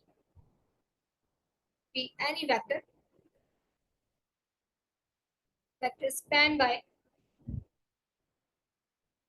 हमारे पास ये जो वेक्टर है, चाहे तो आप इस सेट ऑफ वेक्टर को कोई नाम दे लें, उसको अगर आप एस के इक्वल रख लें इस सेट को, स्पैन बाय एस, ठीक है।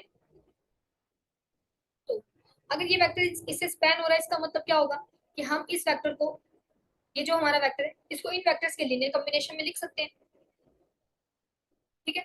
तो ये आ जाएगा एक्स वाई जी। अगर ये इन वेक्टर के लीनियर कॉम्बिनेशन में लिखा जा सकता है तो हमारे पास क्या आ जाएंगे, स्केलर्स आ जाएंगे ए बी, क्योंकि हम फील्ड से लेंगे, जो कि आपके पास यहाँ पे क्या होगी, सेट ऑफ रियल नंबर होगी, क्योंकि आर क्यूब जो है वो सेट ऑफ रियल नंबर एक फील्ड बनाती है, ठीक है। तो यहाँ हमारे पास स्केलर आ जाएंगे ए बी, यहाँ आ जाएगा वेक्टर 1 -3 5 प्लस बी इंटू हमारा जो सेकंड वेक्टर है 2 6 -10, ये आ जाएगा। और ये जो ए बी स्केलर्स हैं इस सेट ऑफ रियल नंबर्स में बिलोंग करते हैं, ठीक है। अब इन्हें हमें सॉल्व करना बिल्कुल उसी तरह जैसे हमने पहले काम किया, x y c equal to, ये स्केलर अंदर जाके मल्टीप्लाई हो जाएगा, ये आ जाएगा ए -3a 5a, और यहाँ आपके पास क्या आ जाएगा 2b 6b और -10b। उसके बाद ये दोनों ऐड हो रहे हैं, ऐड कर लें, फर्स्ट एलिमेंट फर्स्ट में ऐड हो जाएगा, ये आ जाएगा a प्लस 2b, ये आ जाएगा -3a प्लस 2b, सॉरी 6b है, और फिर आ जाएगा थर्ड एलिमेंट थर्ड में 5a -10b इक्वल टू, यहाँ हमारे पास क्या पड़ा है एक्स वाई सी। उसके बाद ये दोनों एलिमेंट इक्वल है तो इनके कंपोनेंट इक्वल होंगे, ये आ जाएगा x equal to a plus 2b, y आ जाएगा equal to -3a plus 6b, और z इक्वल टू आ जाएगा हमारे पास 5a -10b, ठीक है। यहाँ हमारे पास क्या है -2, यहाँ आपके पास आएगा -2, अगर ये -2 है तो ये भी -2 हो जाएगा, और यहाँ पे भी प्लस की बजाय हमारे पास क्या आएगा -2 आ जाएगा,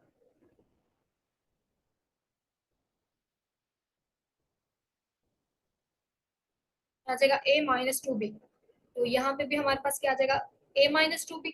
अब आप देखेंगे यहाँ हमारे पास a-2b आ रहा है, अगर यहाँ से -3 को मैं कॉमन ले लूँ तो यहाँ से आपके पास a-2b आ जाएगा। इसी तरह यहाँ से भी आपको नजर आ रहा है कि आप 5 को कॉमन ले सकते हैं, जब आप 5 को कॉमन लेंगे अंदर क्या बचेगा a-2b। अब आप देखिए कि x इक्वल टू a-2b, यहाँ पे भी a-2b आ रहा है, और ये जो यहाँ पे ये भी a-2b है, और यहाँ पे भी a-2b आ रहा है, यानी सब में हमारे पास a-2b आ रहा है। तो अब आप क्या कर सकते हैं, इस a-2b को पुट कर दें इक्वल टू t, ठीक है। तो ये क्या आ जाएगा आपके पास x इक्वल टू t आ जाएगा।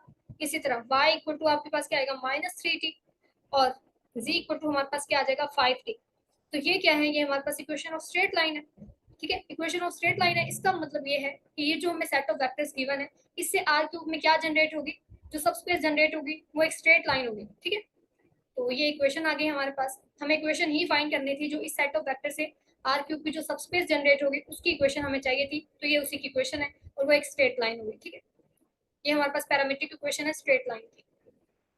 अब नेक्स्ट देखते हैं, नेक्स्ट आप बिल्कुल इसी तरह करेंगे, यहाँ पे भी दो वेक्टर्स गिवन है, इसको आप इसी तरह चेक कर लेंगे और देखेंगे कि आपके पास क्या बनता है, स्ट्रेट लाइन बनती है या किसी प्लेन की इक्वेशन आती है, आपके पास क्या आता है, ठीक है।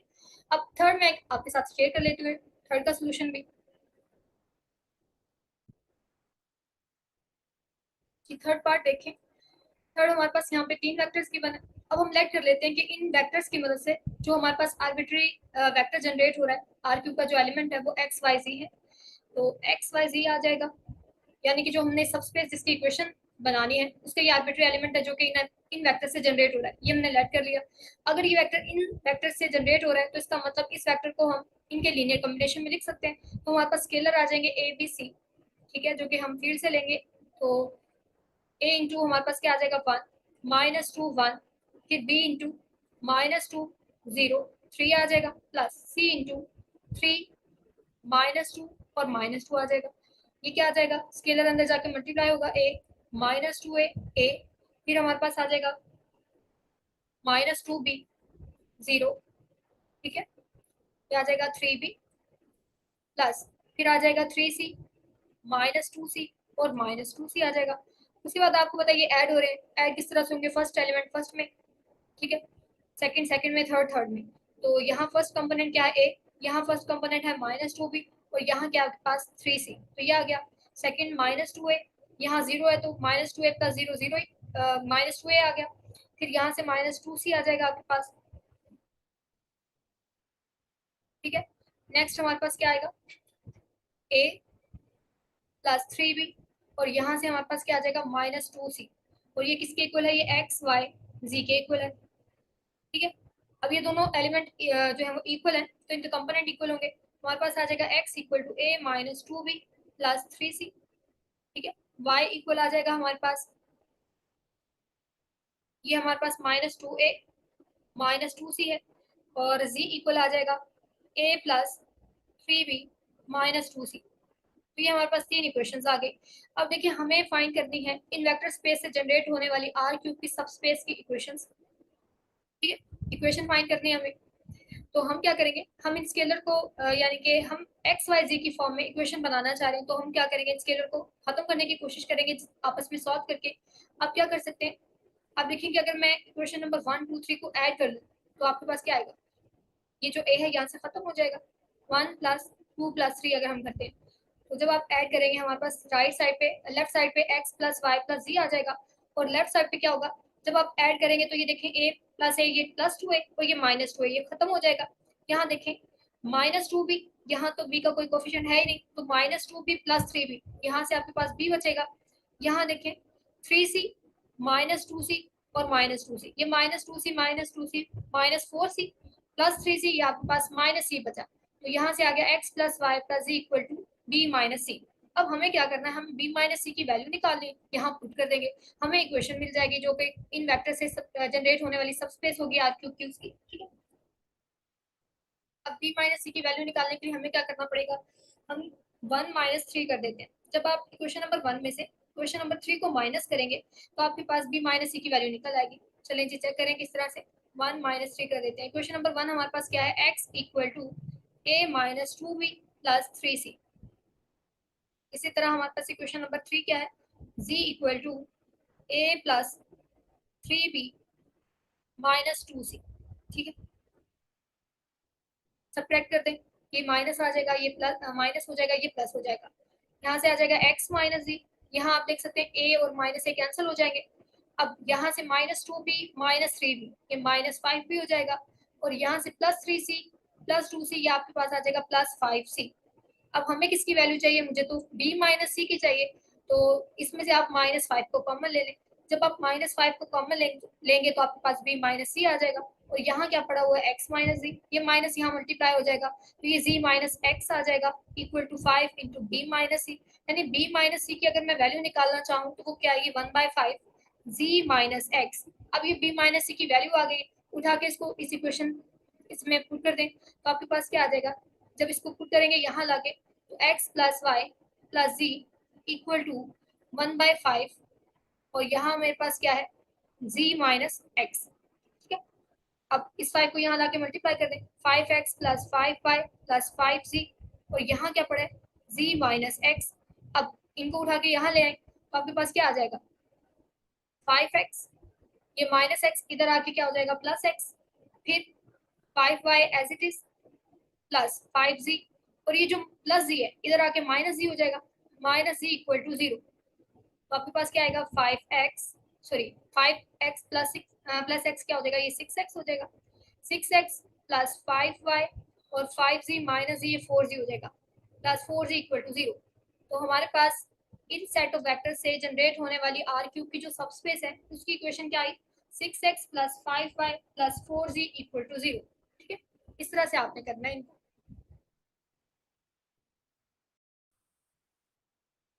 जी नेक्स्ट क्वेश्चन है question number 16। Show that the complex numbers 2 plus 3 iota and 1 minus 2 iota generates the vector space C over R। अब ये C over R एक वेक्टर स्पेस है, ठीक है, set of complex number over the field of real number एक vector space बनाता है। हमें ये शो करना है कि ये जो कॉम्प्लेक्स नंबर है 2 प्लस 3 आयोटा और 1 माइनस 2 आयोटा ये इस वेक्टर स्पेस को जनरेट करते हैं। ठीक है, अब आपको मैं ऑलरेडी बता चुकी हूँ कि अगर आप चेक करना चाहते हैं कि कोई वेक्टर स्पेस किसी सेट ऑफ वेक्टर से जनरेट हो रही है या नहीं हो रही, तो आप क्या करते हैं, उस वेक्टर स्पेस का कोई भी आर्बिट्री एलिमेंट लेते हैं, ठीक है, और चेक करते हैं क्या वो इन वेक्टर्स के लीनियर कॉम्बिनेशन में लिखा जा सकता है। अगर लिखा जा सकेगा तो इसका मतलब जो आपको वेक्टर्स गिवन होंगे वो उस वेक्टर स्पेस को क्या कर देंगे, जनरेट कर देंगे। ठीक है, अब हम क्या कर लेते हैं, सेट ऑफ कॉम्प्लेक्स नंबर का कोई आर्बिट्री एलिमेंट लेते हैं और देखते हैं क्या वो इनके लीनियर कॉम्बिनेशन में लिखा जा सकता है। अगर इनके लीनियर कॉम्बिनेशन में लिखा जा सकेगा तो फिर ये प्रूव हो जाएगा कि ये जो कॉम्प्लेक्स नंबर्स हैं ये इस वेक्टर स्पेस को जनरेट करते हैं। ठीक है, लेट कर लेते हैं x प्लस आयोटा वाई, कोई भी आर्बिट्री एलिमेंट ले लिया हमने सेट ऑफ कॉम्प्लेक्स नंबर का। अगर ये सेट ऑफ कॉम्प्लेक्स नंबर का एलिमेंट है तो आपको पता है कि फिर यहाँ जो रियल और इमेजिनरी पार्ट होते हैं ये हमारे पास x y ये क्या होते हैं, ये रियल नंबर होते हैं, ठीक है, बाय डेफिनेशन, ठीक है। अब अब हमें ये देखना है कि ये जो हमारे पास कॉम्प्लेक्स नंबर है x प्लस आयोटा वाई, क्या ये इन कॉम्प्लेक्स नंबर के लीनियर कॉम्बिनेशन में लिखा जा सकता है? तो हमारे पास स्केलर्स आ जाएंगे ए बी, ए इंटू हमारे पास क्या आ जाएगा 2 + 3 आयोटा, और स्केलर हमारे पास जो ए बी है ये कहाँ से आएंगे, फील्ड से, और फील्ड क्या है, set of real number. B into आपके पास आ जाएगा 1 - 2 आयोटा। अब हमें क्या करना है, हमें इन स्केलर की वैल्यू चाहिए। अगर हमें इन स्केलर की वैल्यू मिल जाती है तो इसका मतलब है इस कॉम्प्लेक्स नंबर को हम इन कॉम्प्लेक्स नंबर्स के लीनियर कॉम्बिनेशन में लिख सकेंगे। अगर वैल्यू नहीं मिलती तो फिर आप इसको इन कॉम्प्लेक्स नंबर के लीनियर कॉम्बिनेशन में नहीं लिख सकेंगे, ठीक है। चलें जी, आपके पास क्या आ जाएगा, ये मल्टीप्लाई हो जाएगा, अंदर जाके क्या आ जाएगा 2a plus 3a iota, plus यहाँ से आ जाएगा b -2b आयोटा। अब आप देखेंगे रियल पार्ट को अलग कर लें, इमेजिनरी पार्ट को अलग कर लें, आपके पास आ जाएगा 2a, यहाँ से रियल पार्ट 2a है, यहाँ पे क्या है b, 2a प्लस b आ जाएगा, प्लस यहाँ से आपके पास 3a -2b आ जाएगा, और ये आयोटा आ जाएगा, ठीक है। रियल पार्ट को हमने एक साइड पे कर लिया, इमेजिनरी पार्ट को हमने एक साइड पे कर लिया, और यहाँ हमारे पास पड़ा है complex number x plus iota y। अब आप क्या कर सकते हैं, दोनों साइड पे ये दोनों कॉम्प्लेक्स नंबर इक्वल है। इक्वल कब होते हैं, कोई भी दो कॉम्प्लेक्स नंबर जब उनके रियल और इमेजिनरी पार्ट्स इक्वल होते हैं, दोनों साइड पे रियल और इमेजिनरी पार्ट्स को आप इक्वेट कर लें, आपके पास आ जाएगा x equal to 2a plus b, और इसी तरह y आपके पास किसके इक्वल आएगा, 3a - 2b। अब हमें क्या करना है, हमें a और b की वैल्यू चाहिए, हमें इन दोनों इक्वेशन को सॉल्व करना है, a और b की वैल्यू निकालनी है। अब देखिए कि अगर मैं इक्वेशन नंबर 1 को 2 से मल्टीप्लाई कर दूं तो यहाँ 2 भी बन जाएगा, फिर इन दोनों को अगर मैं ऐड करूंगी तो b खत्म हो जाएगा, मुझे a की वैल्यू मिल जाएगी, और जब a की वैल्यू मिल जाएगी तो दोनों में से किसी एक इक्वेशन में पुट करेंगे और b की वैल्यू निकाल लेंगे, ठीक है। हम क्या करने लगे हैं, हम 2 × 1 यानी इक्वेशन नंबर को 1 से मल्टीप्लाई करके ऐड कर देंगे इसको इक्वेशन नंबर 2 में। तो जब आप इक्वेशन नंबर 1 को 2 से मल्टीप्लाई करेंगे ये आ जाएगा 2x equal to 4a plus 2b, ठीक है। और नीचे हमारे पास इक्वेशन नंबर 2 मौजूद है, वो है y equal to 3a -2b। तो ऐड कर लें, ये खत्म हो जाएगा, ये आ जाएगा 2x plus Y equal to 7a, और अगर मैं यहाँ से a की वैल्यू निकाल दूँ तो क्या मिलेगी, 1/7 2x प्लस वाई। तो ये a की वैल्यू आ गई। b की वैल्यू निकालने के लिए इसको हम क्या करते हैं, क्वेश्चन नंबर 1 में पुट कर देते हैं। जब हम इसे क्वेश्चन नंबर 1 में पुट करेंगे तो आ जाएगा x equal to 2a, a की जगह आ जाएगा 1/7 into x 2x plus y plus b as it is, ठीक है। ये हमारे पास है 2x, ये आ जाएगा x equal to 2/7 into 2x plus y plus b. अब हमें b की वैल्यू चाहिए, बाकी सारे जितने भी वैल्यू है इसको दूसरी साइड पे शिफ्ट कर दें,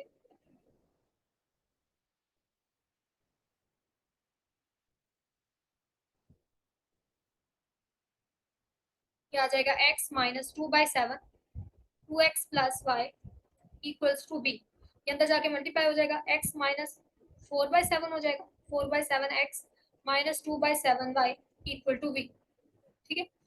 यहाँ से x कॉमन आ जाएगा, 1 -4/7 -2/7 इक्वल टू बी। एलसीएम ले लेंगे, यहाँ पे ये y है हमारे पास, एलसीएम लेंगे 7 आएगा, 7 -4 करेंगे 3 आ जाएगा, यानी आपके पास आएगा 3/7x -2/7y equal to be. और यहाँ से आप क्या कर सकते हैं, 1/7 को कॉमन ले सकते हैं। जब आप 1/7 को कॉमन लेंगे बाकी आपके पास बचेगा यहाँ से यहाँ 3x -2y equal to be. तो ये मेरे पास क्या आ गई, बी की वैल्यू आ गई, ठीक है। ए की ऑलरेडी फाइंड कर चुके हैं, अब क्या करेंगे, ये वैल्यू लाके कहाँ पुट कर दी आपने, यहाँ लाके पुट कर दे।